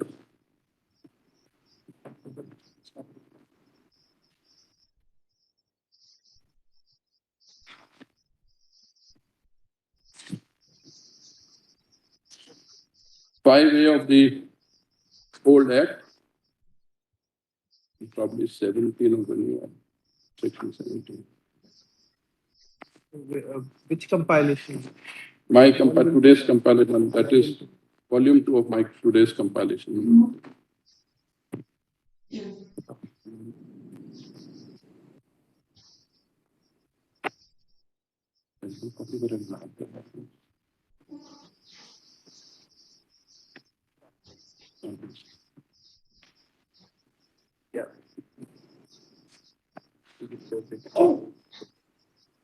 Yes, now which one do you want? Now kindly have a look, my lord. The relevant provisions will be first, section 3 of the Delhi Special Police Statutory Act, which is extracted at page 729, my lord. 729, 729? I'm sorry, 185, 729 is of the SCC, I'm 185, 85. yes, last two lines. Okay. Section 3 of the Act, on which principal reliance was placed on Mr. Anthony Reid, offences to be investigated by special establishment. The central government may, by notification, the official gazette specify the offences or class of offences which are to be investigated by the special police establishment. Then, Lord, ordinance we are not concerned. Then kindly have a look at para 14, Lord, at page 188, where the old section 5A has been You are referring extracted. from AC Sharma. AC Sharma.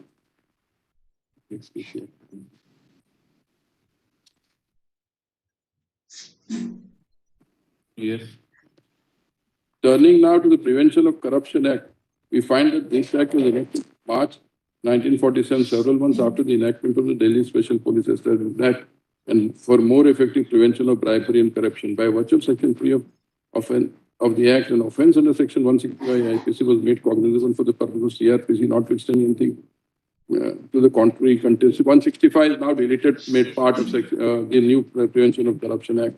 Section 4 provides for presumption certificate. Section 5 defines criminal misconduct and also provides for punishment for such offences. It is further provided for punishment of habitual commission of offences under Section 162, 163, 165 IPC and renders punishable attempts to commit some offence. Section 5 is expressly stated to operate in addition, not in derogation of other laws. Section 5A, which is of importance, may here be set out. Section 5A, investigation into cases under this Act, notwithstanding anything contained in the Code of Criminal Procedure. No police officer below the rank A in the case of Delhi Special Police Establishment Act of an Inspector of Police, B in the presidency towns of Calcutta and Madras of an Assistant Commissioner of Police, C in the presidency towns of Bombay of a Superintendent of Police, and D elsewhere of a Deputy Superintendent of Police shall investigate any offence punishable under 161, 165, 165A of the Indian Penal Code or under Section 5 of this Act. Section 5 is now Section 13 under the new 88 Act.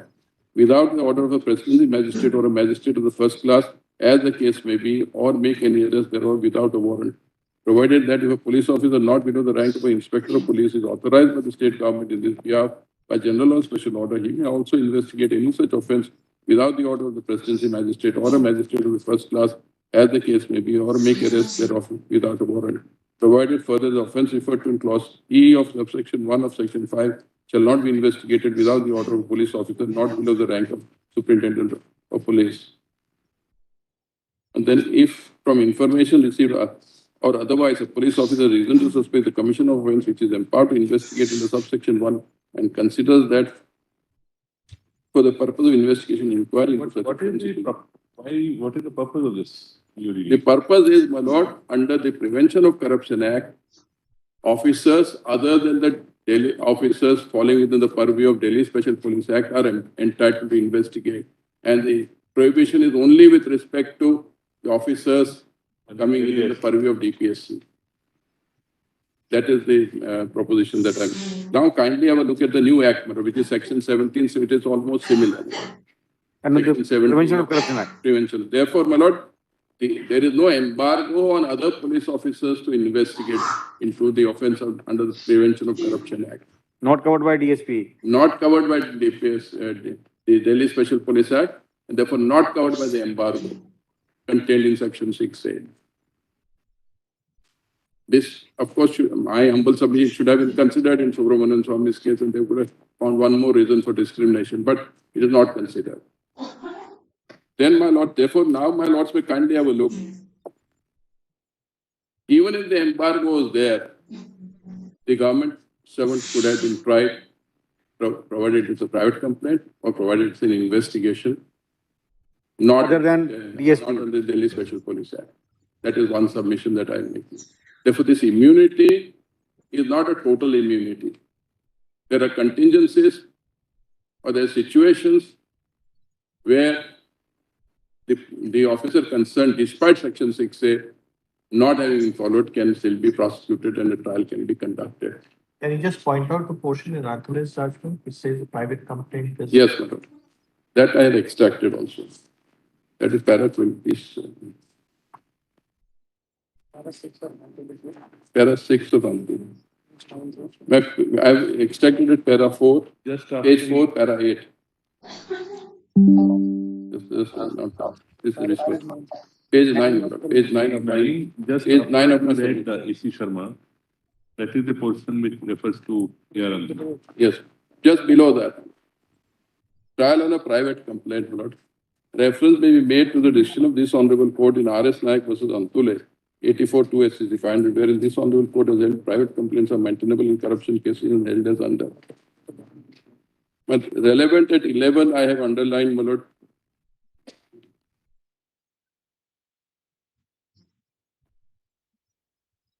I read from the punishment of offenders in the interest of society being one of the objects in penal statutes enacted for large, I'm reading at page 11. Enact for larger good of the society, right to initiate proceedings cannot be whittled down, circumscribed or fettered by putting it in a straitjacket formula of locus standi unknown to criminals who save and accept specific statutory exception. To hold that such an exception exists, that a private complaint for offences of corruption committed by a public servant is not maintainable, the court would require an unambiguous statutory provision, and a tangled web of argument for drawing a far-fetched implication cannot be a substitute for an express statutory provision. In the matter of initiation of proceedings before a special judge in Section 8(1) of the Legislature, while conferring power to take cognizance at 3 opportunities to unambiguously state its mind, whether the cognizance can be taken on a private complaint or not. The first one was an opportunity to provide in Section 8(1) itself by merely stating special judge may take cognizance of an offence on a police report submitted to it by an investigating officer conducting investigation as contemplated by Section 5. By providing for investigation by designated police officers of the superior rank, the legislature did not fetter the power of the special judge to take cognizance in the matter otherwise than on a police report. Second opportunity was when by Section 8(3), a status of a deemed public prosecutor was conferred on a private complaint if he chooses to conduct the prosecution.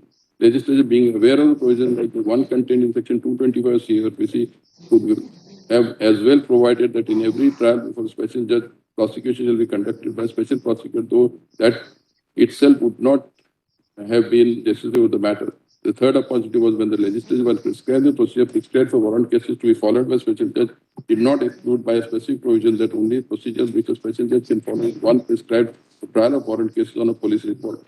The disinclination of legislature so to provide points out to the contrary, and no canon of construction permits this court to go into such a hidden or implied limitation on power of special judge to take cognizance unfettered by such requirement of its being done on a police report alone. In our opinion, there is no answer to this fairly well-established legal position that for the last 32 years, no case has come to the notice of the court in which cognizance is taken by a special judge on a private complaint for offences punishable under the 1947 Act. If something did not happen in the past, is to be sole reliable guide so as to deny any such thing happening, for the law would be rendered static and slowly wither away. So private complaint would lie, my lords may kindly have a look. Then, my lords may, that is Sanction is separate 197 में sanction लेंगे नहीं लेंगे जो करेंगे.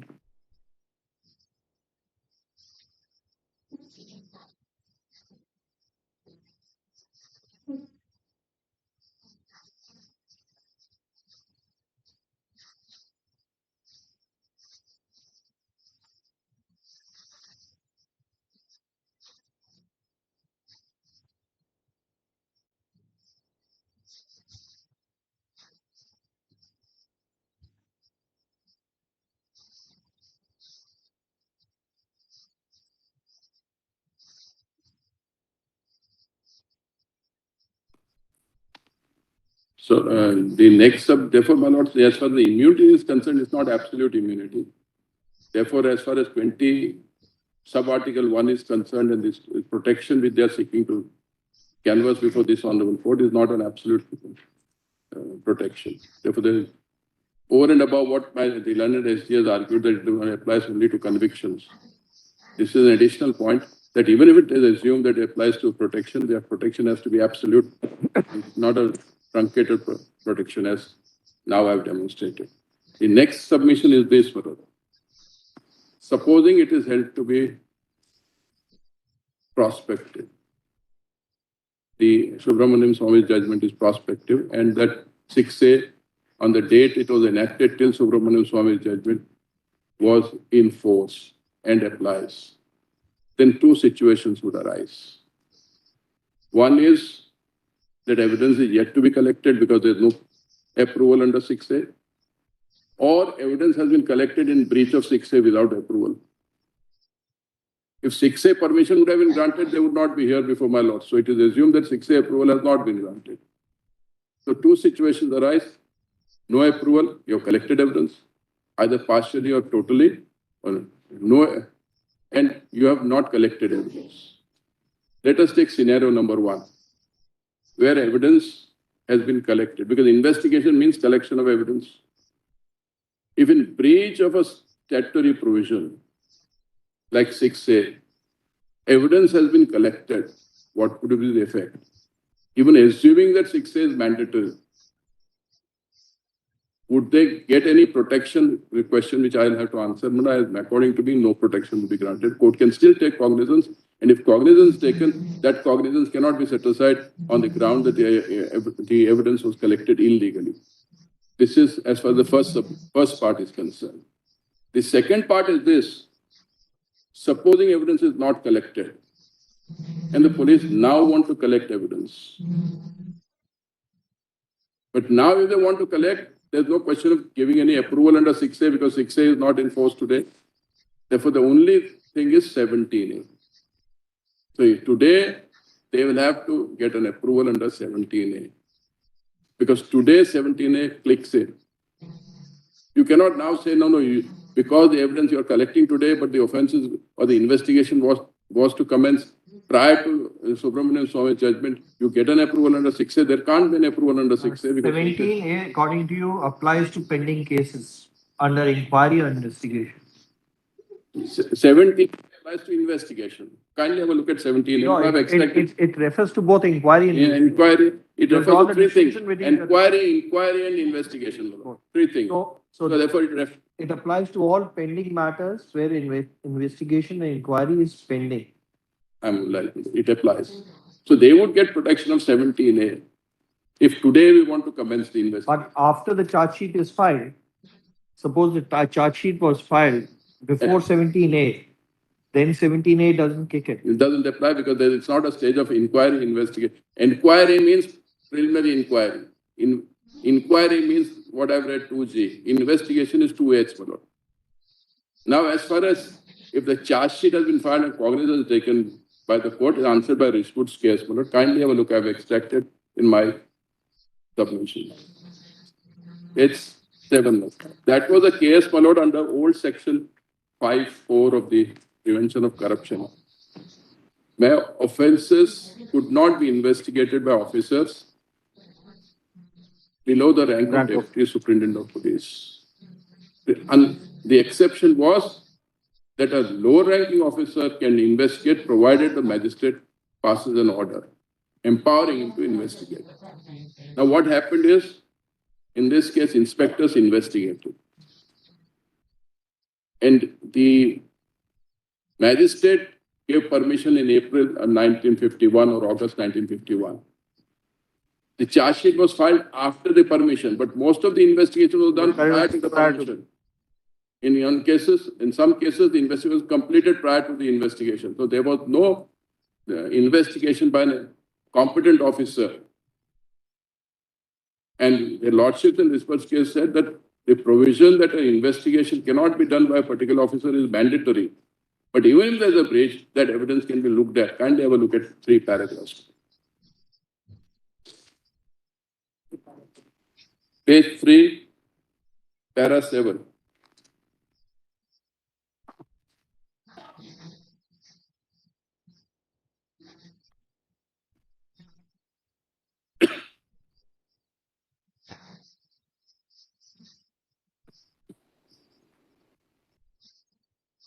Yes. You are referring to your volume? My written submission. Written submission. You extracted Rishbut's case there. Yes, I accept. So that it is easier, but no referring. The I both thought it proposition would which you are mentioning is mentioned in paragraph 6, page 3. Yes. Evidence already gathered as Yes. part of investigation, evidence. Evidence not so gathered because of prohibition contained in so and so. in case of situation one, where evidence is gathered. The question which my lords put to me, my lord. Issue will boil down to whether such evidence will be used in the trial in view of the bar contained in 6A of DSP, which was not struck down at that time.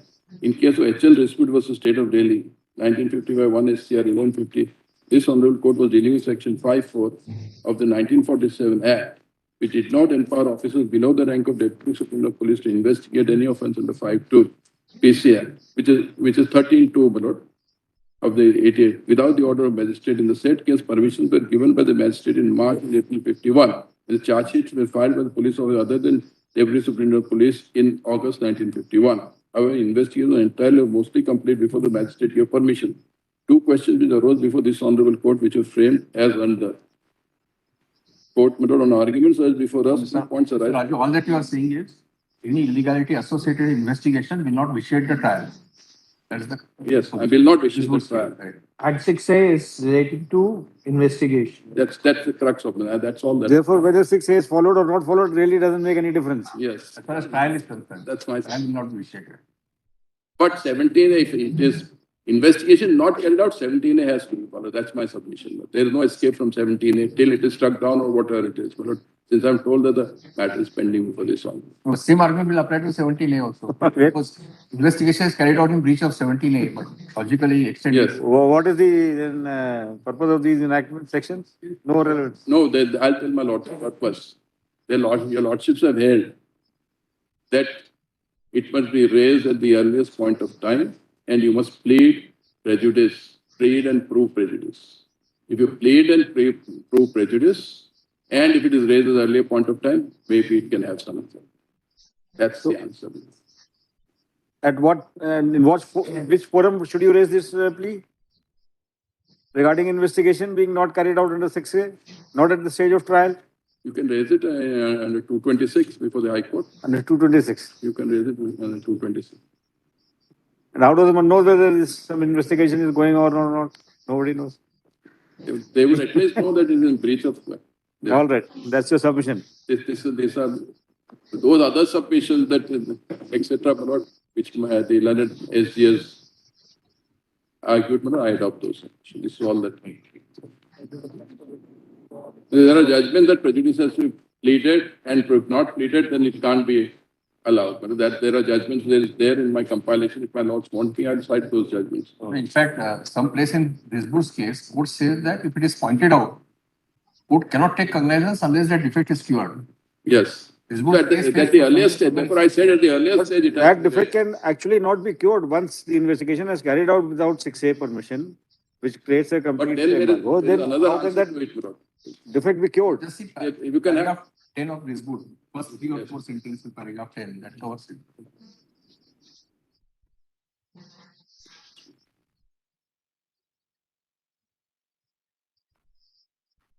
Before I go to Riswood, one submission more. Supposing there has been a breach of secret, doesn't preclude further investigation after taking permission. That's right. Therefore, it can be that breach. Prior to that, what will happen in post 6A's permission That investigation? breach can be breached. That breach can be. Unbreached. Okay, my lords are asking me to read. Paragraph 10. Yes, ma'am. It does not, however, follow that the invalidity of the investigation is to be completely. Just 1 second. But then the whole Invalidity of the investigation is to be completely ignored by the court during trial. When the breach of such mandatory provision is brought to the knowledge of the court at a sufficiently early stage, the court, while not declining cognizance, will have to take necessary steps to get the illegality cured and defect rectified by ordering such reinvestigation as the circumstances of an individual case may call for. Such a course is not altogether outside the contemplation scheme of the code as appears from section 202, under which a magistrate taking cognizance on a complaint can order an investigation by police, nor can it be said that the adoption of such a course is outside the scope of the inherent powers of the special judge, who for the purpose of procedure at the trial is virtually in a position of magistrate trying a warrant case. When the attention of the court is called to such illegality at a very early stage, it would not be fair to the accused not to obviate the prejudice that may be caused thereby by appropriate orders at the stage, but to leave him to the ultimate remedy of waiting till the conclusion of the trial. and of discharging this somewhat difficult burden under section 537, which is now 465 of the Code of Criminal Procedure, making out such an error. No, 482, I'm sorry. Such an error has in fact occasioned the failure of justice. It is relevant in this context to observe that even if the trial has proceeded to the conclusion, accusers had to make out that there was in fact a failure of justice as a result of such an error. Explanation to section 537 of the Code of Criminal Procedure indicates that the fact of the objection having been raised at the early stage of the proceedings is a pertinent factor. To ignore the breach in such a situation when brought to the notice of the court would be virtually to make a dead letter of the preemptory provision which has been enacted on the grounds of public policy for the benefit of such an accused. It's true that preemptory provision itself allows an officer of the lower rank to make the investigation if permitted by a magistrate. But this is not an indication by the legislature that the investigation by an officer of the lower rank without such permission cannot be said to cause prejudice. When a magistrate is approached for granting such permission, he is expected to satisfy there are good and sufficient reasons for authorizing an officer of a lower rank to conduct the investigation. Granting of such permission is not to be treated by a magistrate a mere matter of routine, but it is an exercise of judicial discretion having regard to the policy underlying it. In our opinion, therefore, when such a breach is brought to the notice of the court at an early stage of the trial, the courts have to consider the nature and extent of the violation and pass appropriate orders for such reinvestigation as the case may be, for wholly or partly, and by such officer as it considers appropriate with reference to the requirements of section 5A of the Act. In the light of the above consideration that the validity or otherwise of the objections as to the violation of 5.4 of the Act has to be decided, the course to be adopted in this. Therefore, I'm sorry, but even the magistrate is empowered. That is what my lords have said, not only the High Court under 226. But therefore, there's somewhat distinction between sanction and this permission. Yes. Sanction may be at a particular stage mandated. Sanction is usually At a particular stage, collected. it may be mandated, depending upon the language of the provision. Yes. But Because want of sanction has its own consequence. one more thing that I must submit is this: supposing the lordships hold that the judgment is prospective and not retrospective, the operation of the judgment is prospective and not retrospective, then what would happen, my lord? Would it require the government to give approval under 6A? Post. Supposing they say the police wants to conduct investigation today, and your lordships hold that it is the judgment is prospective, then such holding would require the government to give an approval under 6A, which is declared to be invalid. There may be other practical difficulties also. Suppose during the course of investigation, this judgment had come. Yes. Then, in terms, they may not have taken approval. Neither they would have laid evidence with regard to the approval under 6A. Yes. And that's all right. So this is all that I have to submit, my lord. May I leave, my lord? I am required in the court. Anybody else to say anything? But I want to make a brief submission. We have very substantial issues, and I want to come May I leave, my lord? I want to make certain submissions. You have to say anything, Mr. Datta? Just 4 points I want to say, just very short one, just 1, 2, 3, 4. Just wait. Yes. If you'd like to mention something about these. May I just, if my learned friend allows me, but then I'm teaching in another form, may I just few minutes that I. Yes. The first thing is, I think in these matters, what fell from your lordships in the morning is something that we should clearly bear in mind. The issue before your lordship was in many ways a very narrow issue. The question is only about whether the judgment of Subramanian Swamy should be made applicable prospectively or not. And as your lordship, I think in many ways rightly told me that even a 197 issue should not be argued, though there are many complexities of 197 in the context of conflicting judgment, but that's something which doesn't arise. My learned friend just now has opened up issues which have some very, very serious implications. There is entire body of law which has not been placed with your lordships on which should have been placed. And I don't think that it is appropriate that your lordship should expand the scope to go into these questions on inquiry. What is the inquiry? Desai, please not on that. what he is saying is, when the question Consequence. no, when the question of immunity is raised, while deciding the question of immunity, please bear in mind the ratio of these judgments. I don't dispute. Therefore, he's I- not expanded in that Let's sense. expand the sense because a lot of the concepts on inquiry, which he says really doesn't apply in the context of 6A. Please bear in mind, 6A came into the statute in 2003. 6A was not there when all these other judgments were rendered from the time of Rishwood in the 1950s. The principle of 6A was really a safeguard to the commencement of an inquiry or an investigation. It had nothing more than that. And that safeguard, we may call it a sanction, we may call it a permission, we may call it a consent. But the underlying principle for that was essentially that even to commence an investigation against a public servant causes harassment to the public servant. And therefore, somebody within the government will make an assessment of the allegation and then determine whether this is a fit case to expose that public servant to an inquiry or an investigation. Because otherwise, as the learned SG rightly pointed out, that policy paralysis comes in. We've already seen it. I must say, having also dealt with cases on these matters, over the years, in many matters, there's been a policy paralysis. The concept of public servant is not the concept of a government servant. Please see the definition of public servant is expanded. Panchayats, cooperative societies, all kinds of people are public, those who discharge public duties. The impact of this to limit it has some very serious ramifications because the definition of public servant under the 88 Act has been expanded from the from the IPC, section 21. So the trend and the legislative intent has been to keep granting some level of protection so that public servants can continue to act fearlessly in the discharge of their duties. Therefore, when a complaint comes from a citizen, whether that complaint is a matter to be investigated or inquired into because it otherwise impacts the public servant in the discharge of his duties, is a matter which the government or the appropriate authority has to take care of. And that is the reason why in 1969 we had the single directive for which was wrong. Then in 2003 we have the 6A and now we have the 17A. So all that it does is at a much lower threshold, not like the sanction where after collection of evidence, the removing authority has to apply its mind to the material and decide whether that public servant should actually face a proceeding in court. The threshold is lower because you're dealing with a question of suspicion. But the question that arises.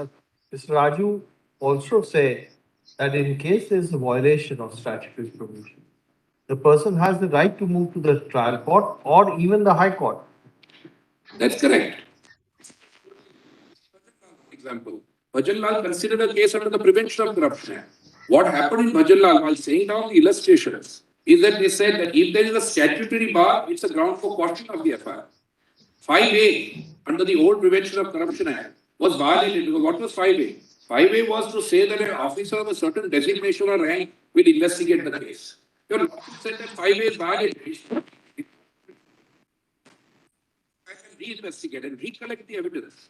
Why is it that the legislature has said that a public servant investigation should be ordinarily done by a senior officer and not by a junior police officer? That is one level of further protection to a public servant who understands the discharge of the duties and is responsible. Why is it that the legislature says that Prevention of Corruption Act cases should be tried by session judges? That's senior experienced judges. The legislative intent is that all that 6-8 did was to give that added level of protection or safeguard. Your lordship is saying it's a protection. It's a safeguard for public servants. And since the appropriate authority understands the nature of the allegation which is being made, the citizens will make all kinds Mr. Desai, this argument has limited significance. Is answer to his submissions of complete immunity. That was the only point he made. All I'm saying is that it only really, if your lordship were to, as I said, I don't know how your lordship is trying to do it, but in the morning your lordship have a view. If all that is there is that the question of 6A is upheld because there's a lot of laws surrounding all this. What is the legal implication? Evidence collected, is it valid, invalid? Morning, I said we will not go beyond. That's all I'm suggesting because if your lordship sees, I think it is only because one is opening up so many different dimensions of criminal law which will not be possible to deal with and the implications of all that because my learned friend is probably anticipating something else that may happen out of this observation. I think there is a body of law starting from Rishwood which in many ways deals with the implications of all that. Over the years, your lordships have dealt with it. The question is today, should your lordship sitting in 5 judges without having the conspectus of all this, once again start dealing with these aspects? And my humble submission to your lordship would be that we should not expand the scope, because otherwise we don't know where we are landing ourselves. Which, as your lordship says, of course, it's very good for the bar, because we'll be sitting there and arguing on it. But I must tell your lordship, just as an example, you should mention state of West Bengal versus Ghosh talked about 53 as the only provision under which 20 comes in. Actually, penalty has been, your lordship have now determined the scope of penalty in a series of judgments. So that one has its own ramifications and implications, whether that's right, wrong, in some context. We'll confine ourselves to what is before us. And therefore, I only need to point out later on only one judgment which I think will facilitate what is falling from your lordship and what your lordship desires to do, because there is a direct judgment in the context of criminal matters. If I may take a minute of your lordship's time, or we may do it immediately after. Immediately after. Immediately.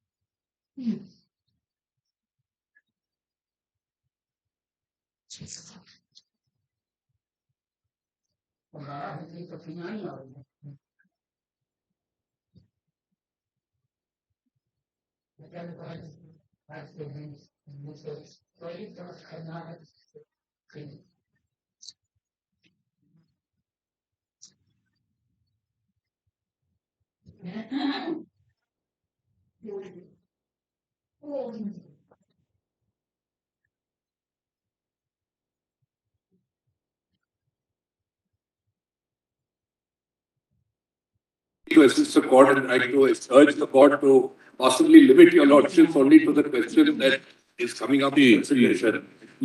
I told the solicitor also, I'm telling you also. Take it assumed and granted. We will not venture here and there.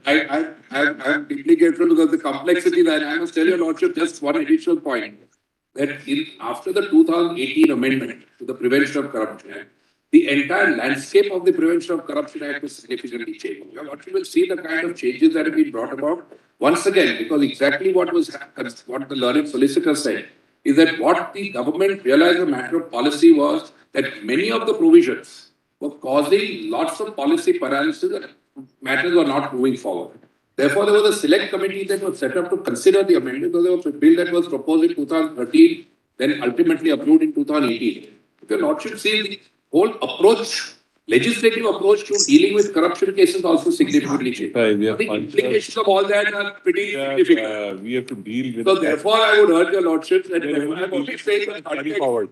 If There's a little carry forward which has occurred, which is what we have to deal with. that's the only limited issue I would urge, because the consequences of many of that, particularly some of the issues that the learned additional solicitor raised, I think have some serious ramifications. Maybe in the facts of an individual case, the consequences can be considered, where the stage of consequences also, as your lordship have held, will determine what is the order to be passed. Because sometimes at the initial stage, sometimes at the stage of framing of charge, sometimes after some evidence is led, sometimes at the stage of conviction. There are all these patterns which are there, and where your lordship have held in different ways how it should be dealt with, and discussion obviously given to the trial court in order to determine whether this provision was mandatory, which initiates the entire proceeding or not. So those are matters which will have to be considered in the facts of a given case, rather than to lay down some larger principle without assessing it. So therefore, coming back to the issue that really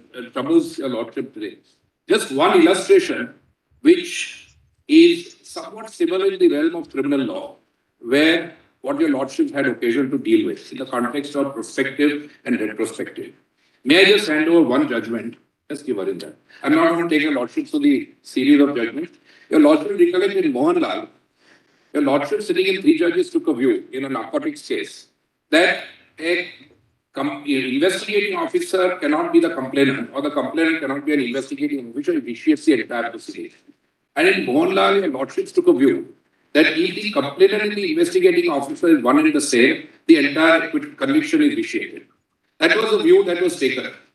The question that then came up for consideration was, if this is the law, then what happens to all the other convictions? Because ultimately, your lordship is dealing with fair trial.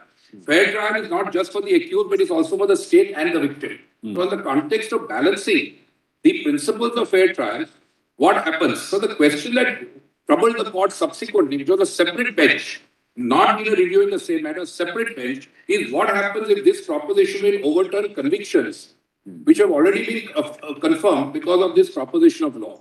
When that issue came before your lordships a few months after Mohanlal, this is the way your lordship dealt with the matter.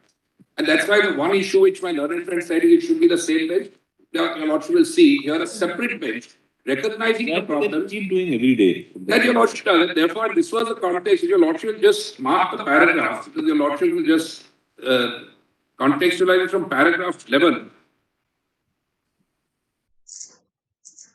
The principles and why your lordship should therefore clarify the matter. If your lordship just give me a minute to just read a couple of sentences, the paramount consideration being to interpret the law so that it operates fairly. The facts of that case did not show any need to visualize what all exceptions must be carved out and provided for. The attention of the court was also not invited to the need for considering the carving out of exception. The individual rights of accused are undoubtedly important, but equally important is the societal interest for bringing the offender to book and for system to send the right message. Then para 13. Law has to cater to a wide variety of situations. Law being dynamic, the certainty of the legislation appears rigid at times when the circumstance in a Mr. Desai, Handed over the wrong judge. What you are handed over is, Mohanlal. Sorry, the second, I'm so sorry. I didn't want to read Mohanlal because Mohanlal is now being considered prospectively, and that's all I want to trouble your lordship with. Please, don't trouble your lordship with Mohanlal. Sorry. Barinder is the. This is where they clarified that it is prospective as a separate bench. So the only reason you are citing this is to show that the prospectivity is an issue which was decided by a different bench here. By a different bench, it also, in a sense, sets out the considerations as to when your lordship would need to clarify. Not a different way, but the case was different. No, case is different, bench is also different. Slightly different. Slightly different. One judge is changed. One by three different. That's right, but you'd say. Authoring judge is the same. Which are the paragraphs? Just refer to the paragraph. Paragraph 11, Yes, paramount consideration. that you read. That I read, then para 13, law has to cater to wide variety, law being dynamic, certainty of the legislation appears rigid at time, whenever the circumstance appears which is not catered for explicitly. Expediency then dictates that the higher judiciary, while interpreting the law, considers such exceptions as are called for without disturbing the pith and substance. Because here is the issue of pith and substance that the safeguard was not. But those are not, what is relevant, I think, is only para 15. And then para, lordship have had already gone ahead. 15 is the only relevant so far as the aspect you are saying. Or the aspect. That's all. And the consideration. So therefore, all I would say that since this is something, therefore your lordships may therefore look at the narrow issue. If your lordship. You don't have to, both sides don't have to re-emphasize that. Mr. Datar, what do you have to say?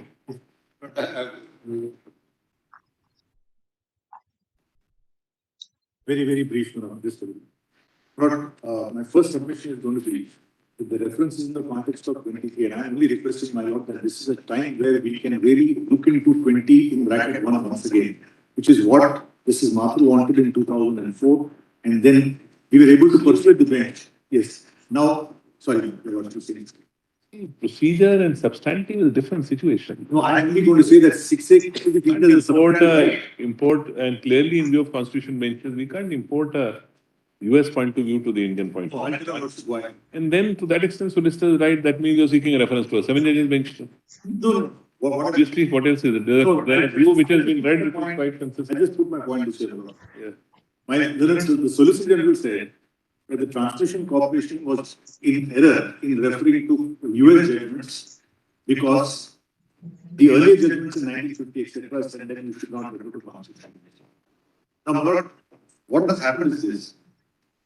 The question of the US Supreme Court judgments which have said don't refer to Constitution is in the context of interpreting the meaning of the word void. That's what Jagannath says, that judgments of the US Supreme Court, Cooley, Willoughby, etc., in the context of void should not be, and these don't American judgments, American authorities, because what was referred to The in Willoughby. constitution is different, the provision is different. Yes. They have a different provision. No, I tell you what, why? We can't, it's an amount of rewriting. No, I just think, I'm not going to belabor on this point. 21 is an ex post facto law. Now, my lord, if the lordship sees that 53 judgment which he referred to that 53 Supreme Shiv Court, Bahadur Singh, Shiv Bahadur Singh states, Rao Shiv Bahadur. Shiv Bahadur Singh, where their lordship says that ex post facto law in England, though it is not there in the written, they don't have a written constitution. Yet they have read ex post facto law into a rule of law principle. That's how England is concerned. Then they say for the first time in the written constitution, ex post facto law was introduced in the American constitution. And Justice Martin then refers to Calder versus Bull, which has been referred to in a number of cases. That's what he says. He says, how has ex post facto law been interpreted in the US? What are the 4 principles? And those 4 principles, he says, include not only the punishment part of it, but also if there are protections in the context of rules of evidence, they are also entitled to the protection of ex post facto law. Now, I don't see any reason why our Article 20 in bracket 1, which is borrowed from the US Constitution admittedly, cannot also take note. It's not binding, it's only personal, it's a point of view, number 1. To expand like this, knowing our criminal justice system, Yes. there are not enough issues already. Yes. No, but not, Which the system faces, then to now, at this stage at least, traverse a path which even further expounds. yes. No. I'm only saying that the Supreme Court in Transportation Corporation should not be faulted for referring to US Supreme Court judgment because Calder versus Bull has been considered again and again by the court, saying that ex post facto law was first experienced in Calder versus Bull and subsequently followed in the context of ex post facto law. What are the dimensions of ex post facto law? It's up to your lordship to say, no, I take a different path. I'm not treating. But our Supreme Court has said, this is what Calder versus Bull said, we are following it. No, but in many cases, as far as we are, even now we are referring to English cases like I have no hesitation in reference, but I would say reference has to be to context. Yes. And we must, when we are dealing with the constitution, we must take note of, there may be principles expounded there, which may be capable of being imported. We are not putting a blanket ban. Yeah, that's what I. We are not putting a blanket ban, but it depends on the wording of the constitution there and this to be able to construct. That's what summarized. No? There is no prohibition, there is no allergy to referring to the US or the UK Constitution, Canadian Constitution. Because, for example, when the revenue bar, the Madras tax, the national taxation tribunal was struck down, they referred to Canadian judgment, they referred to UK judgment, they referred to. So, wherever your lordship wants to interpret, it can be referred. Or if it gives rise to something which needs to be debated. Yes. And there is a view taken even by a foreign court. There is nothing which prevents it to be referred to persuade the court to adopt that course of As action. an aid to interpretation. As an aid of interpretation. That's what I'm saying. Now, my lord, I'm going further. Now, my lord, when solicitor referred to judgments or saying that 21 is absolute ghost, etc. I'm only requesting one idiot or one caution here. All these judgments in the 50s are in the context of Gopalan doctrine, which said that you take articles in silos, and if your lordship kindly see, barring Fazal Ali, Justice Mukherjee and Justice Vivian Bose, most of it was on a conservative basis, saying that treat the articles in a literal way. That was the general trend. And the dissents of Fazal Ali, Vivian Bose have come to the law later. I'm only requesting, my lord, in bank nationalization for the first time, they said don't read articles in silos, articles are interdependent. And your lordship also was a member of the Puttaswamy. Puttaswamy in paragraph 324, 259, this because there's no time, 259 says, we should not focus on the originalistic interpretation of the constitution, but take into account the developments of the law. The lordship has said that don't focus on the originalism. There's also just one point in paragraph 291. Lordship says that all articles are interdependent. And my lord was pleased to hold that Article 14 illuminates Article 21, animates Article 21. I'm only trying to request a lot. If 14 can animate 21, is it not trying to pause and think? Can 21 also animate Article 20 clause 1? This is what I'm trying to do. This is a new point, not to reject it, but it definitely merits consideration. You are entitled to expound that proposition. Exactly. Exactly. I get that. So what I'm submitting is, this is a time where what the Supreme Court in Transportation Corporation says, just not immunity. They said the substantive rights of the accused or the immunity. And if you lordship see the judgment referral order in para 6, we took almost an hour to persuade the court not to take a view. First view expressed was, oh, nothing, once the law is declared, it's all gone. It took a lot of effort. That's why they said finally they were able to persuade us what the court records. We went into all the law and said that look, this is the time to reconsider the scope of 20, 21, etc. And then the court records that 23 covers 20 bracket 1, covers substantive rights and immunities. So that's the point. So I only have a solution is, we see this massive judgment where he emphasizes what is the significance of procedure. I think it's a very outstanding judgment which says that procedure is the bastion of personal liberty. And you can't take 20, 21, 22 or the three articles dealing with liberty in the Constitution. Part 3, Lordship and says 20, 21, 22 is like a trinity of liberty. So just try and consider that I'm not going to belabor the We have to also look at, sometimes we forget a victimology principle. Yes. There are the victims. Here, in matters of corruption, the state and public society becomes Exactly. I'm not saying no. I'm not saying no. What I'm saying is, take it to such a level. No, I'm not that we should not punish anybody for anything.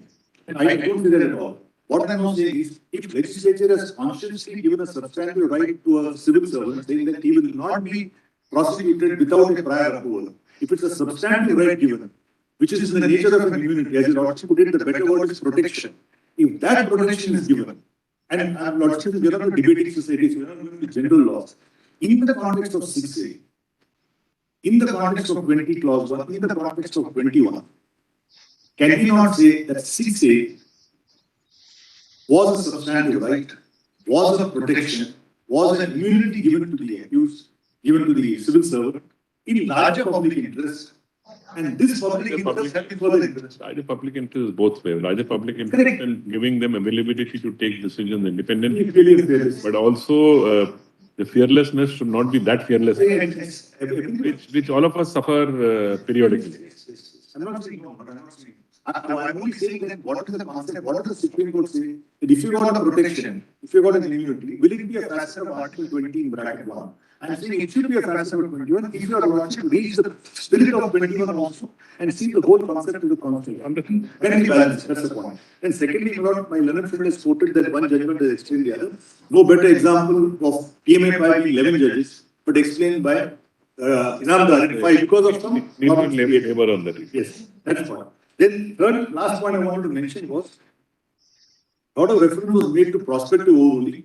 I'm only saying prospective overruling doesn't arise in this case because prospective overruling comes when you overrule the judgment. This is a totally different case where the court struck down 6A. What is the effect of the judgment? And you also said, please don't read Goan Industry and Kailash Sharma and the other line of cases, Madhav Reddy, where your lordship is giving enough guidelines. So your lordship said that we know the point, I didn't want to do it. I'm saying that let us not get into prospective overruling and Golabnath and Black. That doesn't arise in this case. So these are my humble submissions. And I would humbly submit that the 17A itself manifests, as put it repeatedly, the intention to continue this immunity, to continue this protection. So if it was an amendment, Lordship has said it's a clarificatory amendment because the protection existed before, it existed after, it is after. Therefore, in the hiatus, it has to be read to be continued. That would have been the thing as far as interpretations. And lastly, I just wanted to repeat. One thought came to me, one test by the court would be, if this was done by the legislature, would it follow the ex post articles? That's a hypothetical question you must ask yourself in my humble submission. And our answer will be, if 6A was amended in 2014 retrospectively, I would dare say that your lordship will be pleased to strike it down as being completely arbitrary. Yes, Mr. Kishore. Only No, nothing. No, Mr. Kishore has to argue. No, only one line. Only one line. Nothing. I'm not arguing. Sometimes I wonder, how does the US court do it? Half an hour each argument, each side has. and a synopsis. We have multiple synopses, 11 volumes of judgments. Let's bring some discipline into our system. One Yes, Mr. judgment Kishore. cited is Thank you. overruled. That's what I'm saying. It can't go on a I debating will point. take only 10 minutes, Yes, Mr. Mr. Kishore. Mehta. Milord, page 33 of my compilation. That will settle many issues. This question of prospectivity, respectivity, retrospectivity or retroactivity rather will go. Page 33 of my main compilation. Para 8. Now, my lord, I have headed it like facts and chronology of the respondent's case do not allow retrospective operations. Can I read, my lord? No, sorry. Yes. The fundamental question is, Just one. Yeah, page number. page number 33 of my compilation. Para 8.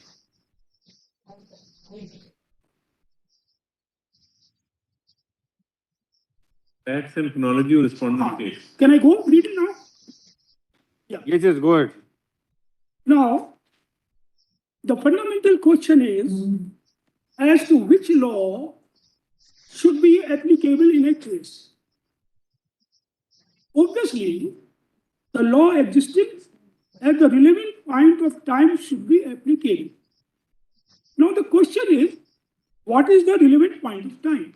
These you had read the dates to show to us the stages at which it had arisen. Mr. Kishore, It is 33, page number 33.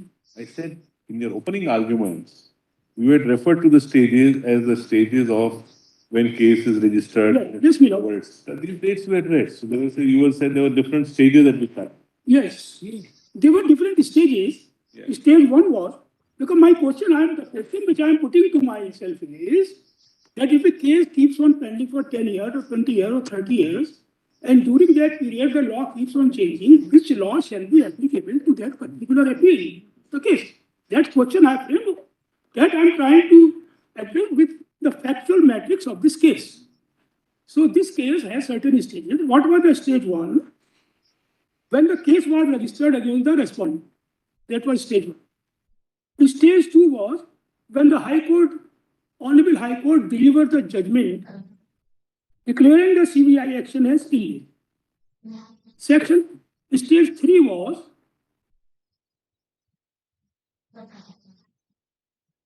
when the CBI filed the appeal in that judgment in this Honorable Court. Stage 4 was when the pleadings were complete, when the counter affidavit, etc., were filed and exchanged. And stage 5 was when the matter was being heard finally by this Honorable Court. Now, during all these stages, the law applicable was Section 6A. Right from the time of initiation of investigation till the time the matter was ripe for final decision, until the time the Union of India had occasion to file a detailed affidavit agreeing with the judgment of the Honorable High Court. That was in 2012, when Section 6A was in existence. Now, during pendency of the case, Section 6A was wiped out. Let us say wiped out, although it was declared as invalid. But let us say it became void. Now, the question is that when a case is pending before this Honorable Court or any other court, and as in this country, they keep on pending for decades, not for years or months. For example, this case has been pending for last 14 years in this Honorable Court. Now, during that 14 years or 20 years, law will keep on changing because law is a work in progress, keeps on changing, depending on the socio-economic imperatives and a host of other values and other imperatives. Which law will be applicable to that case? That is a fundamental question. So my humble perception is that the law, either which was there at the time of commencement of lists, or which was at the time of challenging that action in the Honorable High Court and the time of deciding by the High Court that, or when they challenge that judgment in the Supreme Court that, or when the pleadings were complete and the matter was ripe and due for final hearing, that must be applicable. And pendency should not be made as a ground to the change of applicability of the law. And why I say so, now para 10 of my, para 10 on page 36. I have edited law cannot be subordinated to fortuity. Now, the question of applicability of section 6A judgment is arising only because the appeal filed by the CBI has been pending for a long time. After passing of the impugned judgment of the Honorable High Court, that was on 5/10/2006, retrospective application of the Subramaniam Swami's 6 May judgment, 6 May 2014 judgment, in the respondent's case means that it is the pendency of the case which will determine as to which law should be applicable to a particular case. When a particular case will be finally decided is a fortuitous circumstance. Some cases are decided early, some cases get delayed. Had the appeal been decided earlier, when it was ripe and due for decision, that is in 2007, the question of applicability of Subramaniam Swami's judgment would not have arisen. Applying 6 May 2000 judgment to the respondent case means that judicial decisions are being The subject matter to is 40. pending, the law will apply. You can't say because my matter is pending, even if the law is changed, chain law will not apply. Of course, what principle of law will apply is different. How can you? Judgment just changed, there is a question. Yes. Anything else? So, Now that is one point. yes. Another profound point which the learned AIG has raised, that if there is a statutory requirement in the law contemplating some kind of section or approval, prior approval or permission, and if it is not taken, then the proceedings are valid and the accused has to prove that some real prejudice has been caused to him. If actually the prejudice has been caused, then only that act of not taking sanction approval shall be taken into consideration. So on that, I have quoted about in my compilation 7 pronouncements right from the time of Privy Council. The first judgment is 1948 in Dwarka Das Moratha versus the king, where they said that in the criminal law, when a mandatory procedure is prescribed in the law, the investigating agency or prosecuting agency do not have a discretion or choice. They have to comply with it meticulously. And if they don't, then it amounts to prejudice per se. And they have not only quashed the proceeding, even the convictions have been quashed. I have got 6 judgments from this honorable court, including one from the Privy Council. And when all these things happen, that otherwise what will happen? An investigating agency or prosecuting agency has been mandated by law to follow a certain procedure. They may follow it, they may not follow it. And then the burden is cast on the accused that to prove that the prejudice has been caused. So the law will be reduced to a nullity because they will not follow it. And this question came in the Vinit Narayan's case, and I'll read what the Vinit Narayan has said.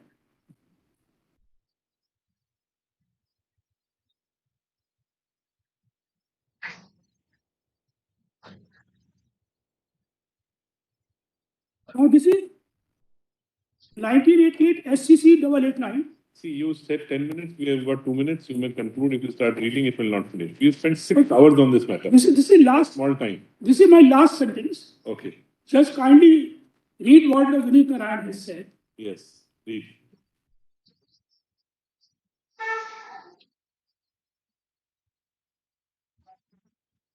On page 918 of the judgment.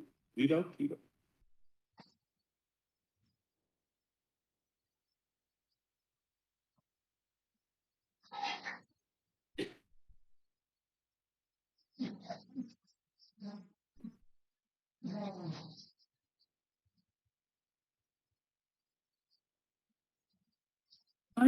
Para 29, my lord.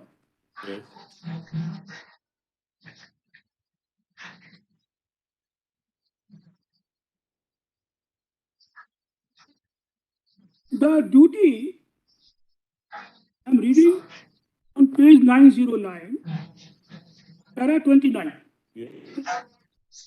The duty of the court is that such proceeding is therefore to ensure that the CBI and other government agencies do their duty and do so strictly in conformity with laws. In these proceedings, the court is not required to go into the merits of the accusation or even to express any opinion thereon, which is a matter for the consideration of the competent court, in which it is therefore necessary that not even an observation is made. That is within it. Thank you. There has to be meticulous compliance with law. Included then. If any violation constitutes prejudice. We are grateful to your lordship. Thank you. Grateful.